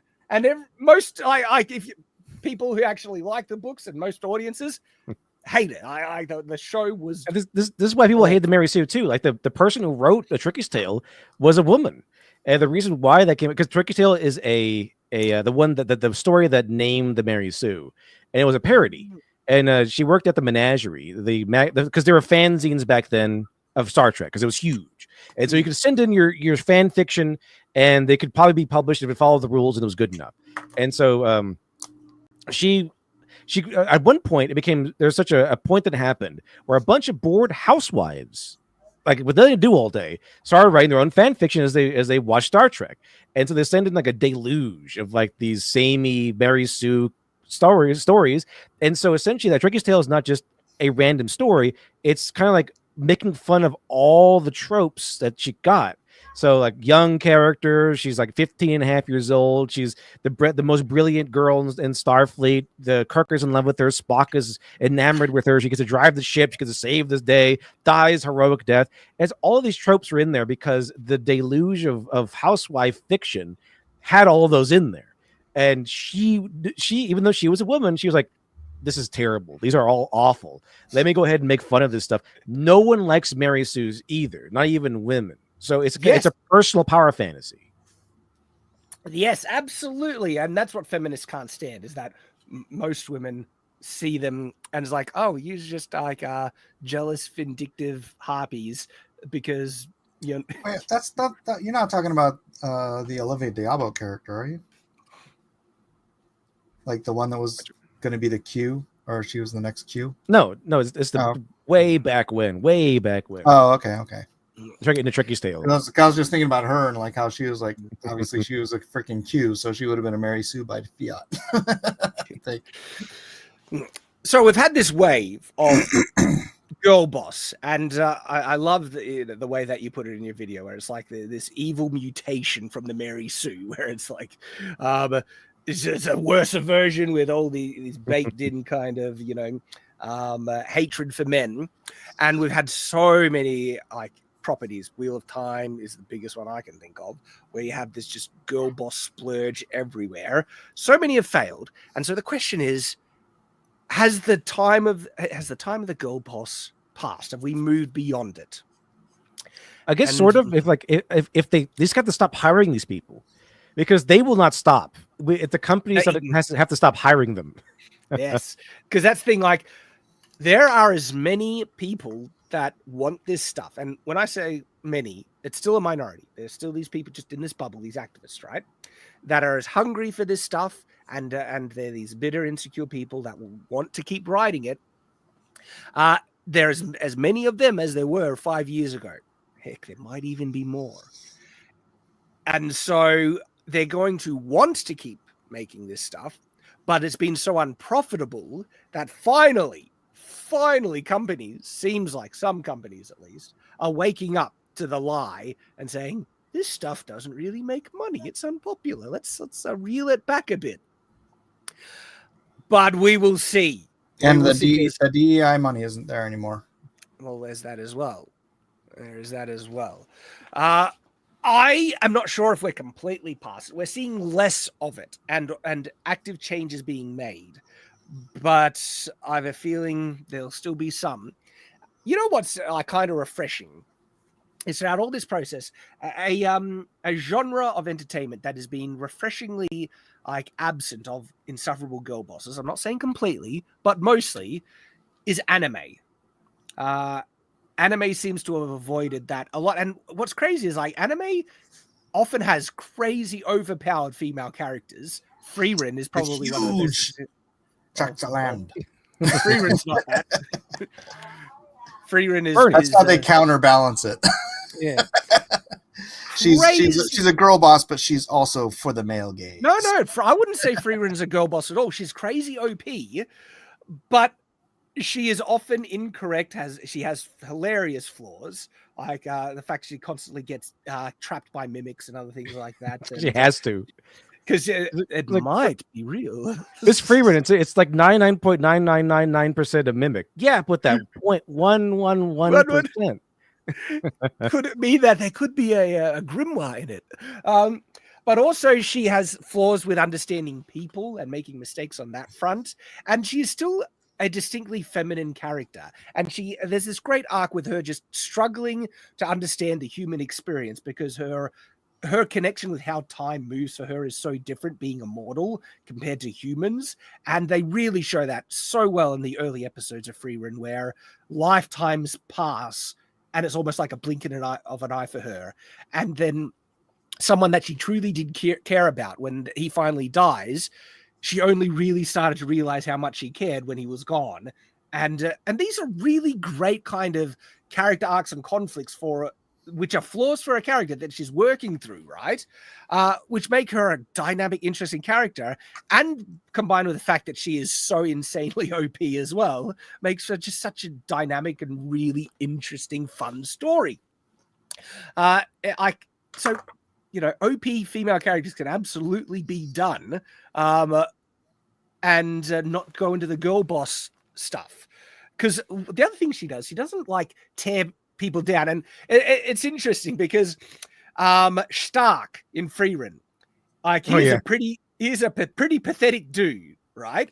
And instead of this OP female character belittling him, tearing him down, she actually sees how competent he is and how crazy tough he is, and he doesn't even know it himself. And so she actually manipulates to put him into situations where he realizes his own strength. And she is supporting and helping him kind of, become a man, because he starts off like this wimp. He's not a man, right? And there's another aspect to the Frieren anime and story where they do some really good storytelling, right? Even with how pathetic Stark starts off as, that he becomes more of a man with her kind of help and guidance.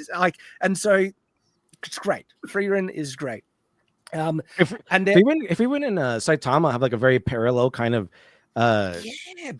journey, except Frieren has a woman's version, and Saitama is more about finding his place, finding where he can actually do some good, finding fulfillment and purpose. Yep. Yeah, and purpose, and that's what men want to find a purpose. Now, Frieren has this more feminine journey where it's social.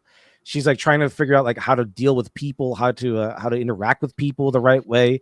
Saitama is about just as antisocial, but he's a man, so it's not really as important. So his actions are more important. What he does more important. What he chooses to do is more important. And that's kind of how that goes with Saitama. It's like I feel detached. We find something of use that I can do that fulfills me as a person.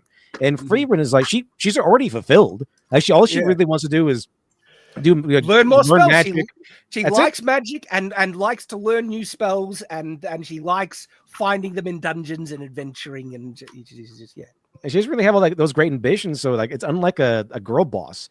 She just wants to learn new spells and discover stuff. That's about it. As opposed to I need to take over. I need to be the guy. I need to be the hero and take over things. Very different. Very different. She's very chill actually until she's not chill. Yes. Yeah. We lost Mike, but I'm sure he'll come back eventually. He's lost connection. Oops. And so I'm sure Mike will come back. But yeah, 100%. And so anime, there is like, can you think of actual girl boss bad writing? Like, I'm sure there is. It's just I don't watch in anime. I can't really think of any. I could probably think of more Gary Stu types that are kind of annoying because basically what is really taken over anime is the isekai thing, and they're usually male power fantasies. They're usually male characters, and so we get like all these characters who are like really overpowered, and it's just like they kind of fall into routine of loser from Japan comes in and gets isekai to the world, and then this world all of a sudden his like stupid skills are appreciated sometimes. Yes, yeah, like I know how to make a map or something. Anime, I loves the progression power arc where you start off super weak, but it's usually male characters that start really, really weak, and then they become crazy OP or for any number of reasons. But the whole like weak and pathetic, character starting out weak and pathetic is very common in anime. Like Naruto. Well, I mean, yeah, a little bit, but one of the ones that kind of Shinji from Neon Genesis, though he doesn't really get past that arc very much. Shinji's quite a pathetic character throughout the series, but he does some heroic things. Have you watched like the all the rebuilds of Evangelion and how it ultimately ends as well? Because there's you haven't seen those? Because so the rebuild of Evangelion series seems like it's a reboot of Evangelion because it starts similar, but actually is not. It's a continuation, and you find out how it's a continuation, and it gets so friggin' weird, like really spaced out weird. But there is kind of like a happy-ish ending for Shinji at the end where he, becomes more content with who he is and stuff. You see this quote? You see this quote from the director of Toei? This one, where he's like, "Japanese anime is made in a way that even adults can understand. It's not predictable like Disney. I think overseas anime fans are already tired of Disney-style predictable anime." I don't know. See, originality is always refreshing, but at the same time, when it comes to predictability, like there are traditional stories that I'm not like I don't want to see people try. We've seen that. We've seen people try and classic kind of heroism. Let's go grimdark or all this stuff. And I guess we love classic heroism. Give us the classic hero's journey still. And so I kind of see what he's saying, but I'm not sure I go full way with him. What do you think? Was it? He's saying like specifically Disney style predictable. Disney style. Well, modern Disney. But if Disney went to the classic style, damsel in distress, classic fairy tale Disney, they were seeing signs of that. Like Tangled. I think Tangled is brilliant. I love Tangled. Well, I'm pretty sure he's the director of Toei, which is like Dragon Ball. I'm pretty sure he doesn't have anything against predictability. Yeah, right. Oh, it's like Dragon Ball. Yeah, like actual predictability. Yeah, predictability. Right. So I think it depends on what angle you approach from, because there is this like annoying girl boss slop that becomes very predictable in that sense, where it's like, oh, this is just going to be validated constantly and embrace her own strength that she had all along and prove everyone wrong who doubted her. That's predictable slop. That is not fulfilling or satisfying because it doesn't speak to something true in reality, where the predictable traditional stories, the traditional ones, but they're traditional for a reason, because they speak to something true that resonates with people and people enjoy them, and they enjoy those same story kind of tropes being repackaged in new ways. That's why I'm having so much fun writing my current book, because like there are so many traditional aspects to it. And like when you were talking, Dev, about, you know, the male hero having to overcome the temptation of lust and stuff like that, and there's this aspect of going, there is a sorry, a section in my book where it's like that literally happens, and so I was like smiling at it because I love those traditional themes, and this story that I'm writing has so many of them, and I did it intentionally where there is a female protagonist in it, and she is so crucial to the story. She doesn't like slay the dragon, you know. No dragons get slayed. Don't think I'm giving spoilers or anything, but she's not like the combat, you know, hero. But the hero, the main character, he like his life gets saved multiple times by her, and he would never have been able to step up and be the strong masculine hero if not for her. She's so important and crucial to this story. And so anyway, I'm very excited for my book. And yeah, like I said, when you was talking about those things, I was just like, "Ooh, yep, I got that one. I got that one. I think you'll like it, Liv. I think you'll like it. I probably will. Yeah, yeah, I think you'll like this one because like I said, very traditional masculine storytelling. It's the book is literally titled "Of Monsters and Men" or "A Tale of Monsters and Men." So it goes there, and I'm having fun with it. Yeah, the essence of masculinity, I think, is best described by Jordan Peterson.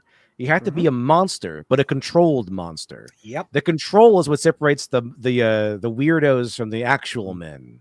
Yep. That's literally the main theme of my book. That's why it's called that. It's like, but because it's fantasy and there are real monsters in fantasy, I can have that analogy be very strongly integrated. Because the book starts off with them not knowing monsters really exist. They have their myth and folklore that they think are just like, you know, fairy tales. Because it starts off low fantasy, but throughout the story, they discover that the myth and folklore is actually cautionary tales that are founded on real things in their world. Did you ever see Samurai Jack? Only parts.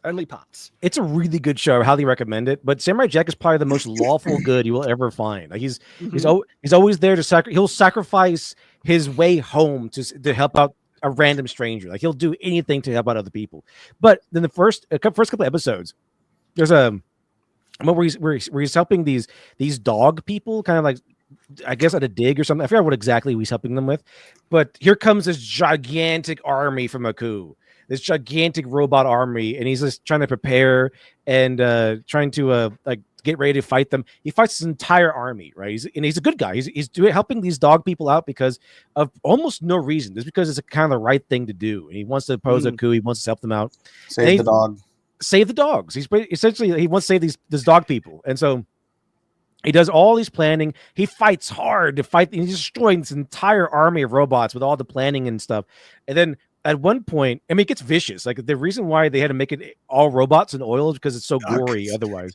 But there's a one part where it's just like showing Samurai Jack covered in oil, his scowl on his face, like eyes raging with war. And then the robots take a step back, and then Jack goes, "No running away," and then he kills them all. So monster, but a controlled monster. Mm-hmm. Absolutely. I might need to rewatch it. I only remember parts of Samurai Jack. I never watched the whole thing. The animation was a barrier for me because it was very much the Cartoon Network, you know, blocky. Dude, it gets better. It gets better as it goes along. See, I never got into that Cartoon It's Network, the original, especially Star Wars, for the comedy, lighthearted stuff like Dexter's Laboratory. I was fine with it. But for like a serious, dramatic kind of themed. Did you not like the cartoons, Clone Wars? It was the same director. Again, I like it. I didn't like the animation. I'm not a fan of that style. you know, I can be very picky with the style of animation I like. I recommend the Four Seasons of Death. I also like the what's it called Jack of the Bounty Hunters is also pretty good. Chat gets Let's see. They understand I can be overly picky with my style of style. Oh no. The style of the images matters to me probably more than not another Ghibli thing. Yeah, right. Okay, so I've really had fun talking about the girl boss stuff, and everyone, you got to check out LitDev's video. It's a masterpiece. Okay, but there's another kind of fun, lighthearted discussion that we were thinking of having this stream. LitDev, do you want to introduce it? Because this is your kind of idea, like with the Disney princesses and stuff. Oh yeah. So a while ago, you know, I can't. It's part of my being to just make stories, and so I can't help it. I'm always making stories. I have like at least 10,000. I make a new story a day, at least one new story a day. So I have like tens of thousands of different story ideas that have gone in the trash. But this one, do you make a list of them? Do you make a list of like all the ideas? I can't. I would run out of room on my computer. but one that stuck with me that I really kind of enjoyed, I've been going off and on for a couple of years now, is like a political drama starring Snow White. And like, because the idea of happily ever after, like you're off to go marry a prince, there is no happily ever after. You're going to go into court life. Because one thing I'm really a big fan of is the game Crusader Kings 3. I'm really a big fan of that game. It's basically just political intrigue, all kinds of things happen. I highly recommend that game. It's so fun. My family got in a family feud with a Muslim family because we were in Spain, and my gay nephew cucked another guy. It was insane. Okay. Like he cucked one of the members of the Muslim family, and he's gay. So it's just like he just did out of spite, and he was a bishop. It's insane. This game is insane. And even the term cucked, I was like, what? Did I read that right? But so that's kind of the idea. That's kind of where it sparked. Like, what if Snow White, went off to marry the prince, and then she had to get lost in court life? And so I kind of had the idea. Wouldn't it be fun if like there's the other kingdom she has to deal with, Once Upon a Time style, but they all have different methods in which they conduct themselves. And it gets like Game of Thrones style. Very Game of Thrones. Yeah. Very Game of Thrones. So I kind of had like different characters kind of represent different ideologies, and how and then of course each ideology will be a different conflict, will be a different challenge. So this is a fun thought experiment thing where it's like, okay, which fairy tale couple would embrace which kind of political ideology? Is that what exactly? And I use AI art obviously too. Yeah. So it fits. And so here is Belle and the Beast ruling in their socialist utopia here, because Belle is like a highly educated woman. I could see her going socialist because she was wanting, she was dissatisfied with the different provincial life roles that in the provincial life structure. And obviously, you need someone beastly to enforce socialism, or else it wouldn't work that way. And also, socialism, of course, is something so stupid it could only come from higher education. And so that's kind of what Belle is. Like her whole thing is about being the intellectual, being the well-educated person, reading all the books with no pictures and stuff. Looking down at the farmers and everybody else. This provincial life. Oh my goodness. Classic. I can see Belle going that way. Absolutely. And we have this one came naturally. Captain Hook being like the leader of the anarchy fleet, like this anarchist fleet. Yes, so he represents anarchy. Okay, yep. The free sailing ships and stuff. Yep. He's got this armada. So it's, I guess, instead of a Captain Hook, he's like an Admiral Hook. Yeah. So going back to Captain Hook, sure. Who would his wife be? Is there any like potential takers that would embrace the principle of anarchy? He cucks Peter Pan, takes with him. No joke. The one that would actually work well. Tinkerbell, not the Tinkerbell animated 3D animated ones, the Tinkerbell from the original animation who gets really vindictive, really jealous, and is emotional and she's chaotic in that sense, that would embrace the principles of anarchy. I think Tinkerbell would That would be actually be. appropriate. Yeah, it's kind of reminds me why the Fantastic Four only has one woman on the team. Otherwise, it'd be just nonstop fighting. Let's see. Then I have All right, Cinderella. Cinderella becomes the queen of, or the leader of her own democracy. I could see that's because she was mistreated so much, where she didn't get a voice, to live her ideals and standards, where she would want kind of freedom and liberty available to other people and give them the vote. I see that. I see that with Cinderella. Yeah, so she of course she'd be like she'll lead this inspired, enlightened, democratic nation. And see, and then the dwarves are communists. Communism was tough to find. I'm like, okay, what would be communist in this? But I like one large dwarf who like is in control.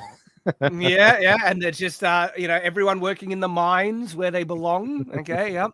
Everyone's miserable. Makes sense. Like even like they're all miserable, not just grumpy, but all of them.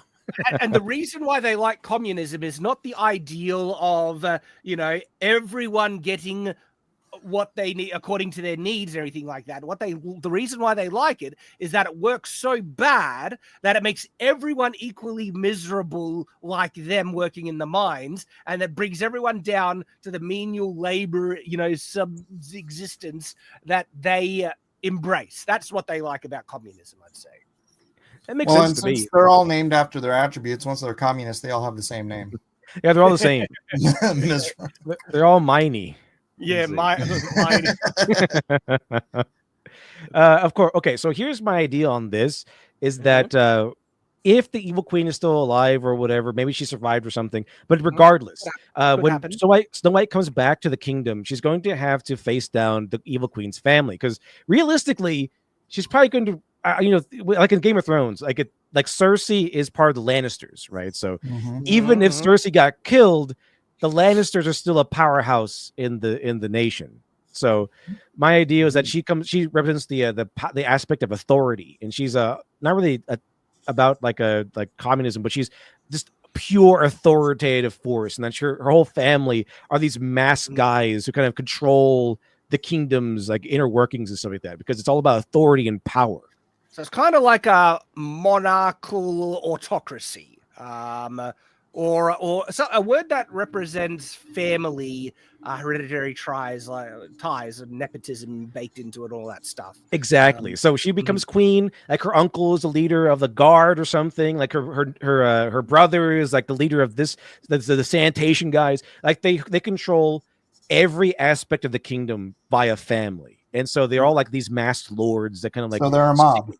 Yeah, more or less like authority. They complete No one asks any questions. Like you're complete authority, and this is kind of what the world that Snow White, in my hypothetical story, will be stepping into. That she goes back, and the queen is dead. Oh, maybe she's dead, but her family isn't. That's a nice apple orchard you got there. Be ashamed if something happened to it. Yeah, be ashamed. And the idea might be like, oh, maybe the prince gets assassinated. The Red Wedding style deal. Mafia-esque could be. Yes, very much so. Very much. I also got inspiration from the Masked Lords of Waterdeep a little bit. Where they you got the open lord and you got the masked lords, so kind of like that. I love it. And then next is Jack and the Beanstalk. So Jack and the Beanstalk's a little bit different. He's not really a merchant. He's not a king. He's more like a merchant king. And the reason why this happens is because he got the gold from the beanstalk. Exactly. And like his views on trade would be interesting because he thought he got cheated, but then the beans did grow the beanstalk. And so through, mutual trade, it enabled him to gain, great wealth and stuff. And so I could definitely see Jack embracing a high mercantile kind of capitalist market system. And then he started Beancoin. I probably would too. Put his face on. I could see that. So obviously he represents capitalism. That's kind of the thing here. He's the king of capitalism. He loves capitalism. Probably like anarcho-capitalist kind of thing. Like it's all about fair trade, open market sort of ideal. And you know what I like is like his kingdom is built of gold because it becomes so wealthy from embracing free market capitalism that it's the most wealthy kingdom. By far above anyone else's. And all you got, exactly. All these kings from faraway lands kind of give him gifts and stuff. We want to make a deal. We want to make a trade. We want to make we want to make sure that we have ties to you. So far, I want to live in Jack's kingdom most of all. This is definitely my favorite one so far. That so far, we might like one of the ones that come up. So this is true. We'll find out. And his Prince of Coin is Uncle Milton. Probably. Anyone? Uncle Milton? Milton Friedman? No. That's not landing, Mike. Let's see. Okay, next one is this is liberalism is Rapunzel. I couldn't get a good picture for this one, but Rapunzel is liberalism. It's basically just the idea of liberalism. Yeah, just like classical liberalism or modern liberalism. She was trapped in a tower for so long, she would almost want to overcorrect in the opposite direction. Like no, it just everything goes now. No restrictions, freedom, do whatever you want, kind of thing. So she's a whore. Liberation, all that stuff. Yeah. I even gave her the classic smirk, the SW smirk, to make sure you know that she's a liberal. Yeah. Okay, so this is my favorite. Mulan is fascism. Yeah, absolutely, 100%. I because she never really rejected the communist the kind of political leanings of her culture. And I know it was like emperor, it was an emperor system in her day, but the Chinese people as a whole, I can see them embracing that philosophy. Yeah, especially with the military at first I thought Mulan she should be communist, but no, I thought like Mulan could be fascist. I think that'd be kind of interesting. Like, what if she has like represents the fascism, and she has this army, the militaristic world? Because even in Once Upon a Time, they kind of just boiled her down to just a soldier, which is very boring. But that the idea is there, where she is like very militaristic. So my idea for this is that she became fascist so she control things so that there would never be control enforced by military power. Yeah, exactly. So that we won't have a thing that happens where like the movie and things like her because they also have the reference for the elder, the father and everything. So she won't have to she can make sure that what almost happened to her dad doesn't happen to anybody else. So we have a strong military at all times so that we won't have to conscript crippled old men.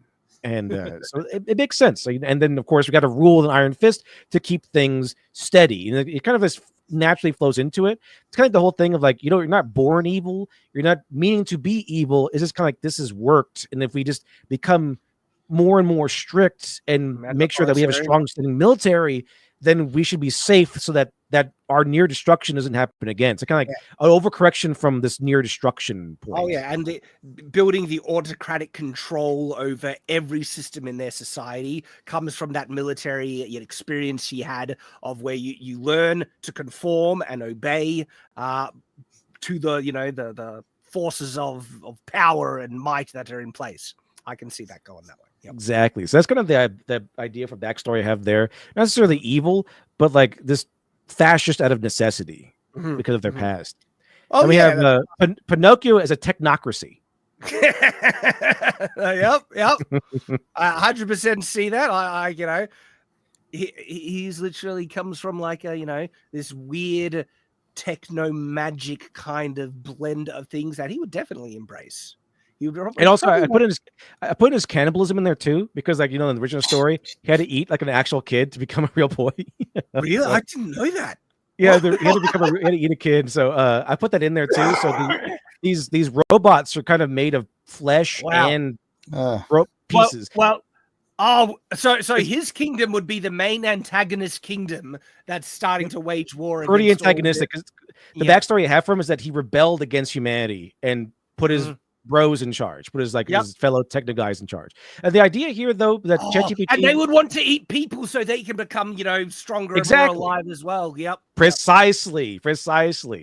And he puts like the magic of the blue fairy in them so they can come back to life and stuff. And so I wanted to have it where he has Geppetto's heart in the back as like the one good human who died for us, like the one good human.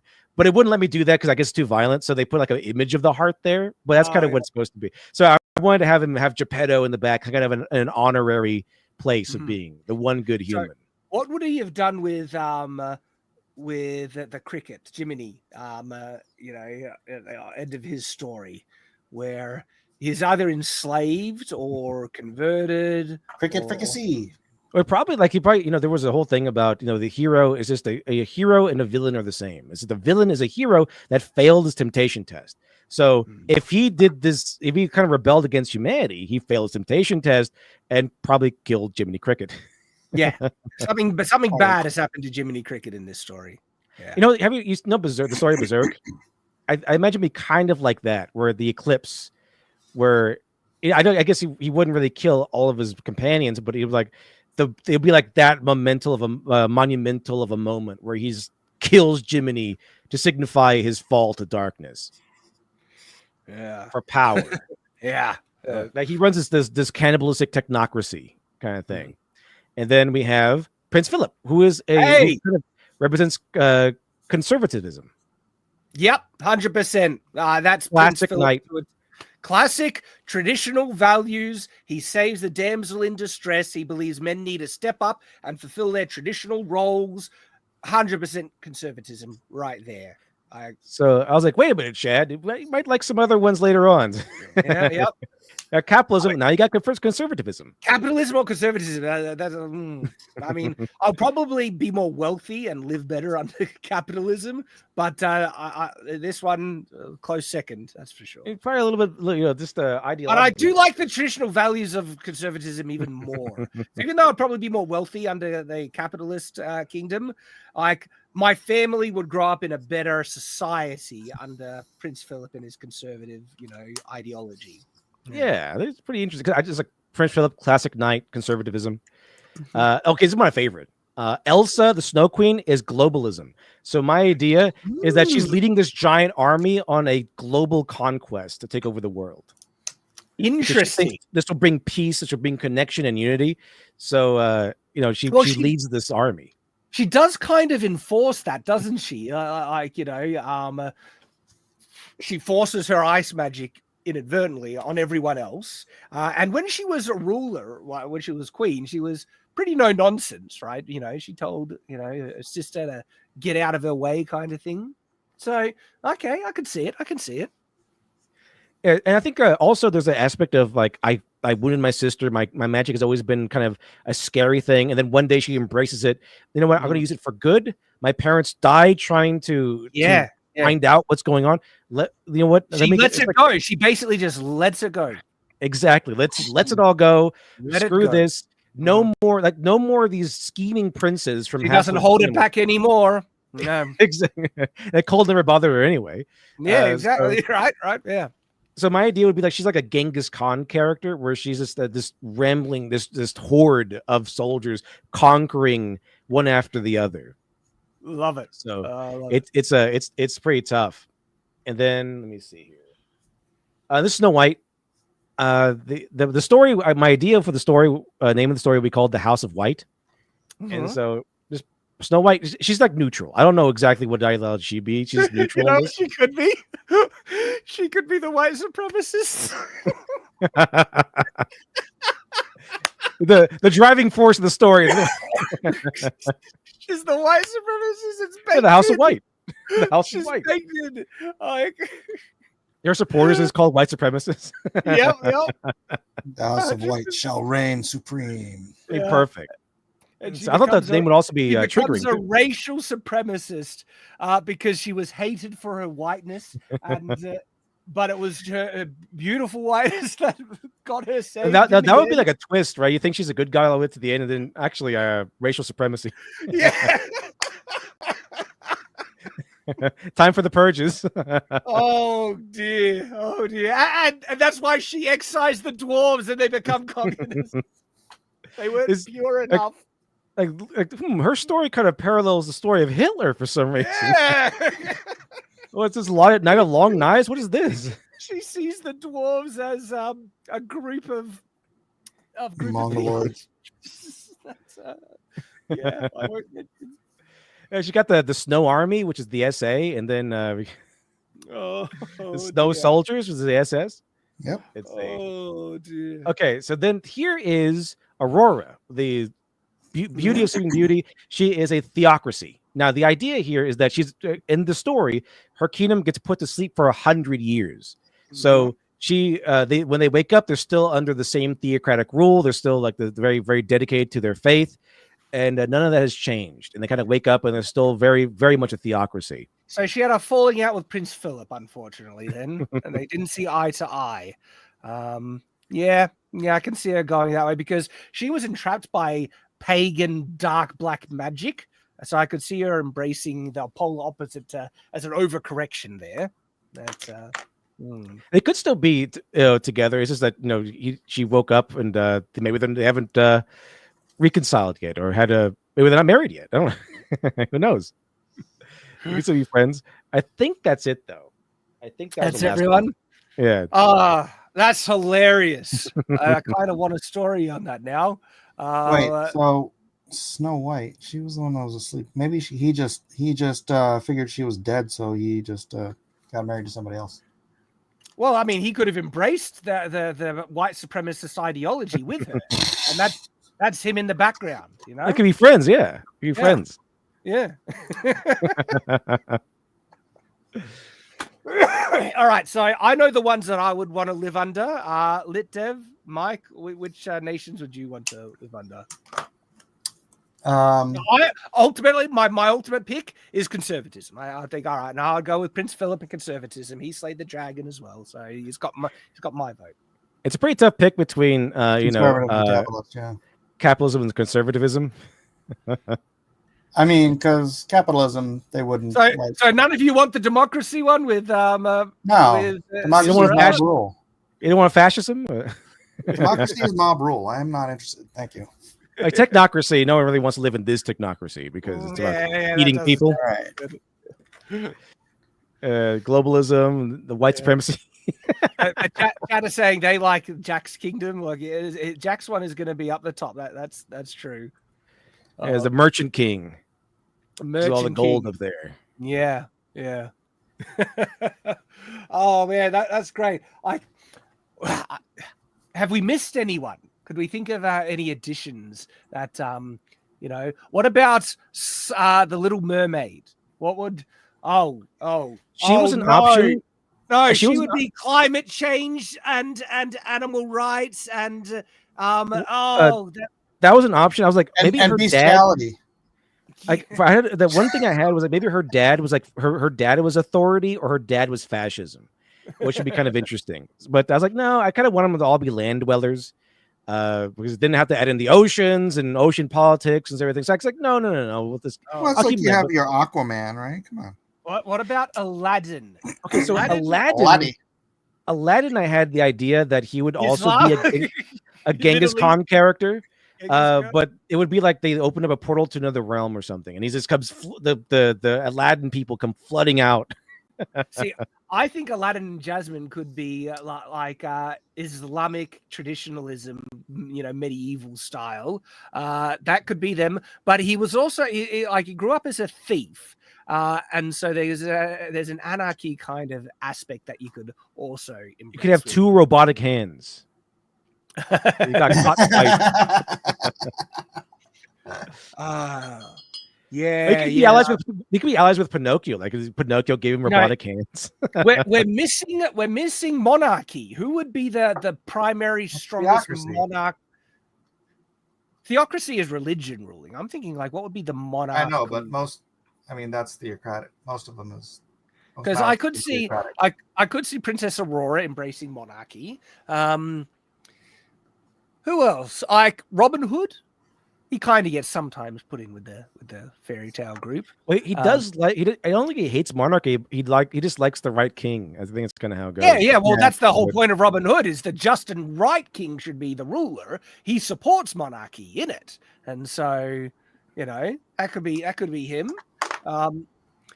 We've done Cinderella. Chat. She was democracy, Cinderella, and so. I think we covered a good portion of them. I'm wondering if there's anyone else we missed, though. Like, chat, is there anyone else we missed from the classic kind of group? Hercules is kind of part. Like, what one would Hercules? Or Hercules would be theocracy. I think Hercules would be theocracy. Because his dad is Zeus. His dad is Zeus. I think he could be theocracy number one, and maybe Princess Aurora monarchy. Shrek. Well, it's good to have multiple theocracies, then they can have a holy war against each other. Yeah. I guess Snow White would be monarchy because she doesn't really have an ideology. She kind of just exists in this one. Where she fights for the monarchy. she's a white supremacist monarchy, Snow White. Shrek would almost be like green hippie. Shrek is DreamWorks. We can throw him in there, but he would be almost like unfortunately the green, hippie stuff. He's also a racial supremacist, but it's green instead. Yes. Lit Dev, are you going to do anything with this? My hypothetical story is House of White, where this would go down. I haven't started it yet.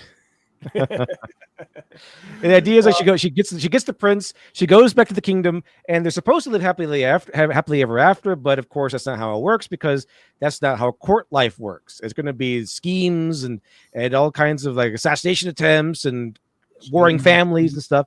So that's kind of where it picks up. Oh, that's hilarious, man. I hope if you do anything with it, I'd definitely be interested to see what happens with it, because that's funny.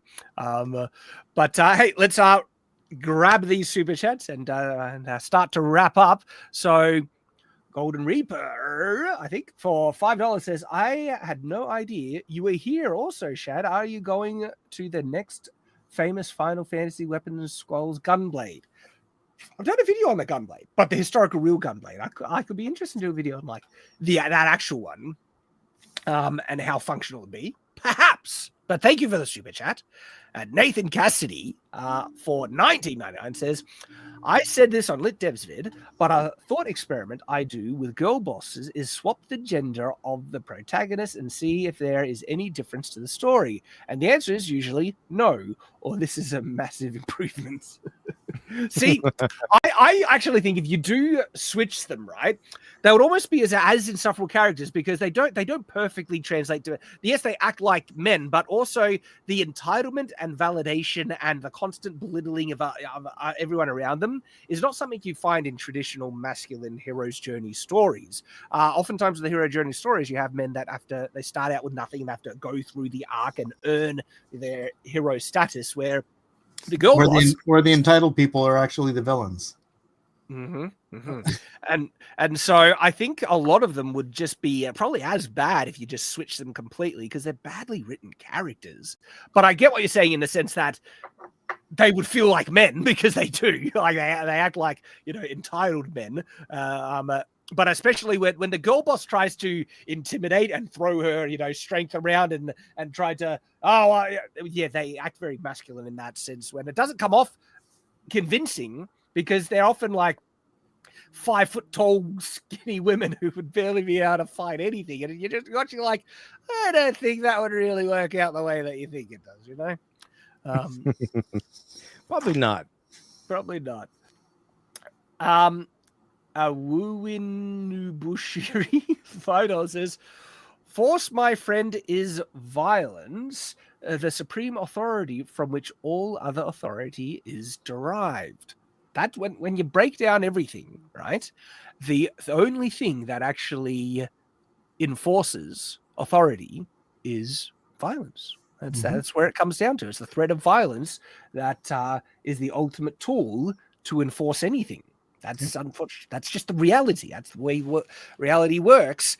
And so, therefore, the group of people that have a stronger capacity to violence usually ends up being the ones running things. And that's funny. That reminds me of that violence, right? That reminds me of when I was explaining to one of my in-laws Bitcoin, and I was explaining how gold. She still thought we were on the gold standard. I'm like, we haven't been on the gold standard since the year I was born in 1971. And she's like, well, what's the dollar backed by then? And I said, guns. Yeah, it's nice. Some fairy dust and magic and wishes. Yeah, yep. Starry 917 $5 says that Mary Sue was created by the publishers of a fiction magazine because so many of the female orcs were Mary Sues. See? Told you. There we go. It's called a menagerie. Thank you, the Starry Night. And Awui Nubashiri for $20 says, thoughts on Spice and Wolf? I think I know of that. Is that the anime that's kind of like superhero anime, but they wearing very flamboyant outfits? Is that Spice? I think it's like a classic. Like it's about like I think everyone got this. It's like the wolf girl, anime girl, and she's like the goddess of the harvest or something. Oh, okay, so yeah, I got that way off. I'm completely. I heard it's really about economics. Like it's a really strong economic anime. Because I just looked up. So no, I do not know Spice and Wolf. Is this a recommendation? But I know nothing about it. What's the other one that I was thinking of? Is this another? It's another superhero kind of anime. JoJo? No, it's not JoJo. Something else. Live chat's probably already said it is. Okay, but Bashiri says no. It's pretty much economics 101. Okay, thank you, and they highly recommend it. Okay, I might put it on my list. Thank you. Okay, Starry Night 17 for $20 says, what people really want is an interesting and well-written story. For some reason, everyone has been told something needs to be wholly original and unpredictable to be considered good storytelling. I agree 100%. Originality can be refreshing, but even if it's predictable, if it's written well, right, people will love it. I like superheroes. I love superheroes my whole life. There's very similar kind of storytelling in arcs in many superheroes, but I love so many aspects of that traditional genre, okay? And I don't want it to change. I like the way it is. And give me a good superhero story, I will eat it up. 100%. Well put, Starry Night. Like Lone Star, right? Yeah. There's nothing Lone wrong wasn't with predictable, right? Tell me Lone Star was not predictable. Well, I didn't see that the twist coming.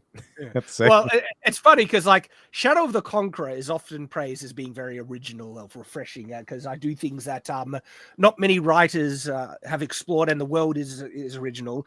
But there are also traditional aspects wrapped up in it. It's funny because my next book is very traditional. It's got traditional high fantasy, but it's still done in a different kind of execution. And so yeah. It'll be interesting to see what people think. I would want a Eastern European vampire story from Mike. That's what I would want. That's the best part. I mean, it's so that part was good. I was hooked when he got to the guy's backstory and everything. Like, man, this is good. But yeah, it was. I didn't see that. I didn't see the twist coming. No. I'll put it on the list. I have my own very long IP list, Litev. I got things to do. It comes with the territory of being a creative person. Right, yeah. Hey, Mike, can people still grab Lone Star? Do you have it available somewhere? Yeah, but I don't know when it's going to go to print, so I'm not going to suggest people go buy it. But LoneStarComic.com if you're patient. It is possible to get it. Colin Walker, 4824. For $1.99 says, Shad would love the Scotsman in Samurai Jack. I've seen episodes with the Scotsman, and he's Scotsman's funny. Awesome. Scotsman's funny. And I remember one of the episodes I've watched was where his wife is there, and Jack is like, at the end of the episode, oh no, we're going to have problem to get out of somewhere because your wife is too round. She won't fit. And then she like cracks like, what? He's calling me fat or something. I'm not fat. I'm big boy or something like that. Yeah, Scotsman is good. So I've seen parts of Samurai Jack. Wu Inubashiri for $2 says, am I the only one that remembers the 10th Kingdom? I vaguely remember that. I have no idea. Is that the anime where the girl goes into the other Chinese style world? Sounds so familiar, but I think I have heard of it, but I don't remember anything. Oh no, this is something different. This is something different. So yeah, you might be. I have not heard of the 10th Kingdom actually. Yeah, that one's AI remastered. They remastered with AI apparently. Yeah. This is the 10th Kingdom that comes up. So if this is the one you're talking about, I have not seen it. No, I have not. Interesting. Golden Reaper for $5 says, another recent cartoon girl boss is Lady from the new Devil May Cry animated series. Another perfect example. I've heard bad things about the new Devil May Cry anime series, and I haven't watched it for that very reason. It's like, again, one of those things, demons are misunderstood immigrants kind of thing. Is that like, that's what it sounds like, yeah. Also, everyone's bigoted against demons because we just needed something to hate because we're hateful people. Oh my gosh. I don't know what is all this stuff, like we demonize demons. I know, and that's why the progressive crowd hates Freerun, because they present demons as actually being evil demons, and that's here comes the far right trying to kill these innocent demons over here. No joke. I think I've got pictures of that, because when I saw it, I was just like, "What, really?" Like, if killing demons means being far right, then far right I am. Okay. See, like they unironically identify with demons, and even the demons are like, "No, we're evil. We just want to kill you." And what I think triggers them so much is like the lines in Freerun where it says they use language as a means to deceive. And they're monsters. They're monsters that you learned our language to deceive us, which is exactly what SJW is. So I can understand why. Yeah, the SJWs get particularly triggered by that. It's like, why would you get triggered by that line specifically? Oh, I found one. Let me. What's this one? I'll just share it. It's been a while since I read it, but we shouldn't kill. We should kill it with hammers. No, they didn't ask to be this way. You only have a biased view because you're of trauma. You are very judgmental and racist. They deserve a second chance. Can I kill it now? His head is bitten off. Can I kill it now? And they identify with demons. I don't care. That's kind of why I want to see like a team up between Freerun and Goblin Slayer, because they're both. Oh, that would be great. Oh, they would get along. Freerun and Goblin Slayer, 100%. First of all, they're both autistic, but second of all, they both like to have a chosen race that they want to commit genocide against. So they have a lot of common. And the thing, people get triggered because both Freerun and Goblin Slayer are justified in their hate to those are evil races. They're baited. They're made like inherently evil, and it's fantasy. It's not a reference to anything in the real world, okay? But people get triggered by it, man. Even the goblins are like, yeah, we're evil. The goblins like being evil. They like being evil, pillaging and raping and everything, and they love it. They love it. There's no like, oh, should I do this? No, it's like they seek it out and they love it. But don't you understand? That's just part of their culture. You have to be lenient on them. You know, I could cure that by a quick, tiny little genocide. You barely notice it. Did you hear about that? That they were trying to that Muslim cultural center was trying to defend the guy who had raped the 12-year-old because he's new to this culture. It's part of his culture. He doesn't know better or something. Culture, so you got to be lenient on him for. Oh my gosh! I also heard the story of like the I guess this girl got stabbed up by Muslims, and then the German girl who was a friend of the girl who got stabbed complained about it online, and the Muslims got off, but she was put in jail for complaining because that's racist. That sounds like Germany. Oh my gosh, the UK, man. You're not even allowed to discipline your children in Germany. So, Buck Williams, remember 4 months. He asked Red Riding Hood. We didn't cover Red Riding Hood. What ideology would she embrace? So I'm pretty sure she'd be racist because she'd want to kill all the werewolf people and wolves, stuff. Yeah, she doesn't like the wolf people. She'd be like Goblin Slayer, but like for werewolves. Certainly in favor of capital punishment. I can see her being more like a mercenary than like a leader of a kingdom. She doesn't like information being used in fake ways because the wolf pretended to be her grandmother, and so she could be like huge free speech ideology. Red Riding Hood and free speech. I would say that would be kind of her main thing, which isn't bad. That actually is a contender for one of the better kingdoms, honestly. So, I think free speech and therefore I think constitutional republic like America would be Red Riding Hood. What do you guys That think? makes sense. That makes sense. I think so. Okay. Constitutional republic. What are you sharing there, good old Lit Dev? Well, this is for just totally different story, but I had the idea with it helped. It jumped off the whole Prince Philip thing. And what if we had a story that is kind of like a dark gothic Elden Ring style story of the noble knight going in to save Aurora? Because of course the kingdom that's been put to sleep for 100 years is broken, like the world in Elden Ring.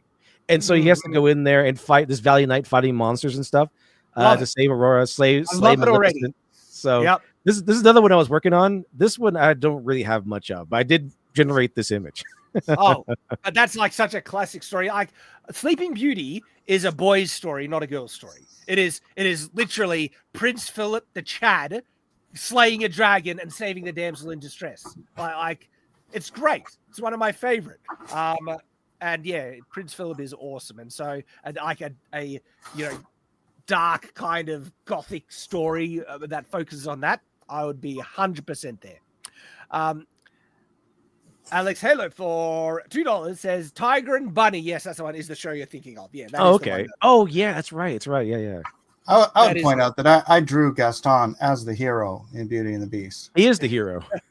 he would be. Like Gaston is a pretty cool guy in the beginning of the movie. Like he's loved by everybody. He's the huntsman. Right? He saves people. Like he's saving pretty Belle much from that monster. The flaw that he has is he has pride. Pride is his flaw. Because remember, even in the beginning, he's like these three blondes love him. Every hero has a flaw. No, but I mean, think about this a bit, right? Belle was taken prisoner and captive by the beast to begin with, okay?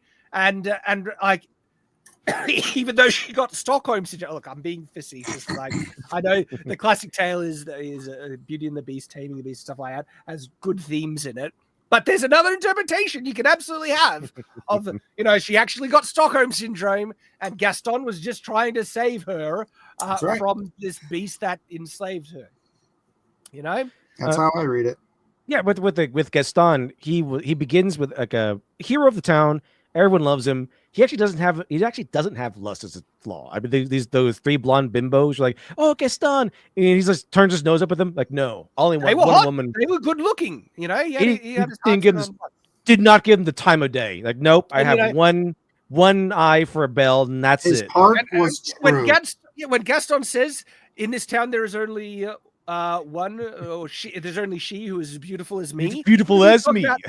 He could be talking about her inner beauty. He sees her inner beauty that makes her so much more, glorious than the other hot blondes in the town. I can see where Gaston's coming from. His main flaw will be pride, and which kind of broke him. And unfortunately, the moment he turns evil is the moment that he fails to overcome that pride and throws her dad in the insane asylum. Not a good guy thing to do. Yeah, but there could be a rewriting of that story that actually puts him on a really good heroic arc where he has to overcome his own pride and he saves Belle from this evil beast and stuff. It's like there's something there.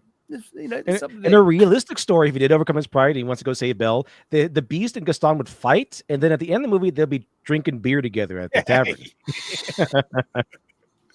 And then Belle's like, "What the hell? What about me?" I have to say, Nathan Cassidy has a good point. He says Gaston's biggest flaw is that he's French. It's like, ooh, that one's hard to argue with. Yeah, but they're all French. I mean, they are. That's a flaw with everyone. So what can be done? All right, we've come to the end of this hilarious and fun live stream. It has been great. I've loved it. And gentlemen, is there anything that you want to mention as we sign off? Like LitDev, everyone go check out LitDev's video. It is top tier YouTube video. Deserves more views and likes. Was there anything that you'd also like to mention, LitDev? That's about it for now. Just a new video. Check it out. Girl Bosses and Mary Sue's. Brilliant. Absolutely can vouch for it. Mike, is there anything you want to mention? Yeah, go check out LitDev's channel, Girl Bosses and Mary Sue's new video. Pretty awesome. Yeah, and for me, I would suggest everyone to go check out LitDev's video, Girl Bosses and Mary Sue's. Brilliant. And thank you for everyone joining us on this Culture Crusade. We will see you next week. And as always, stay on watch.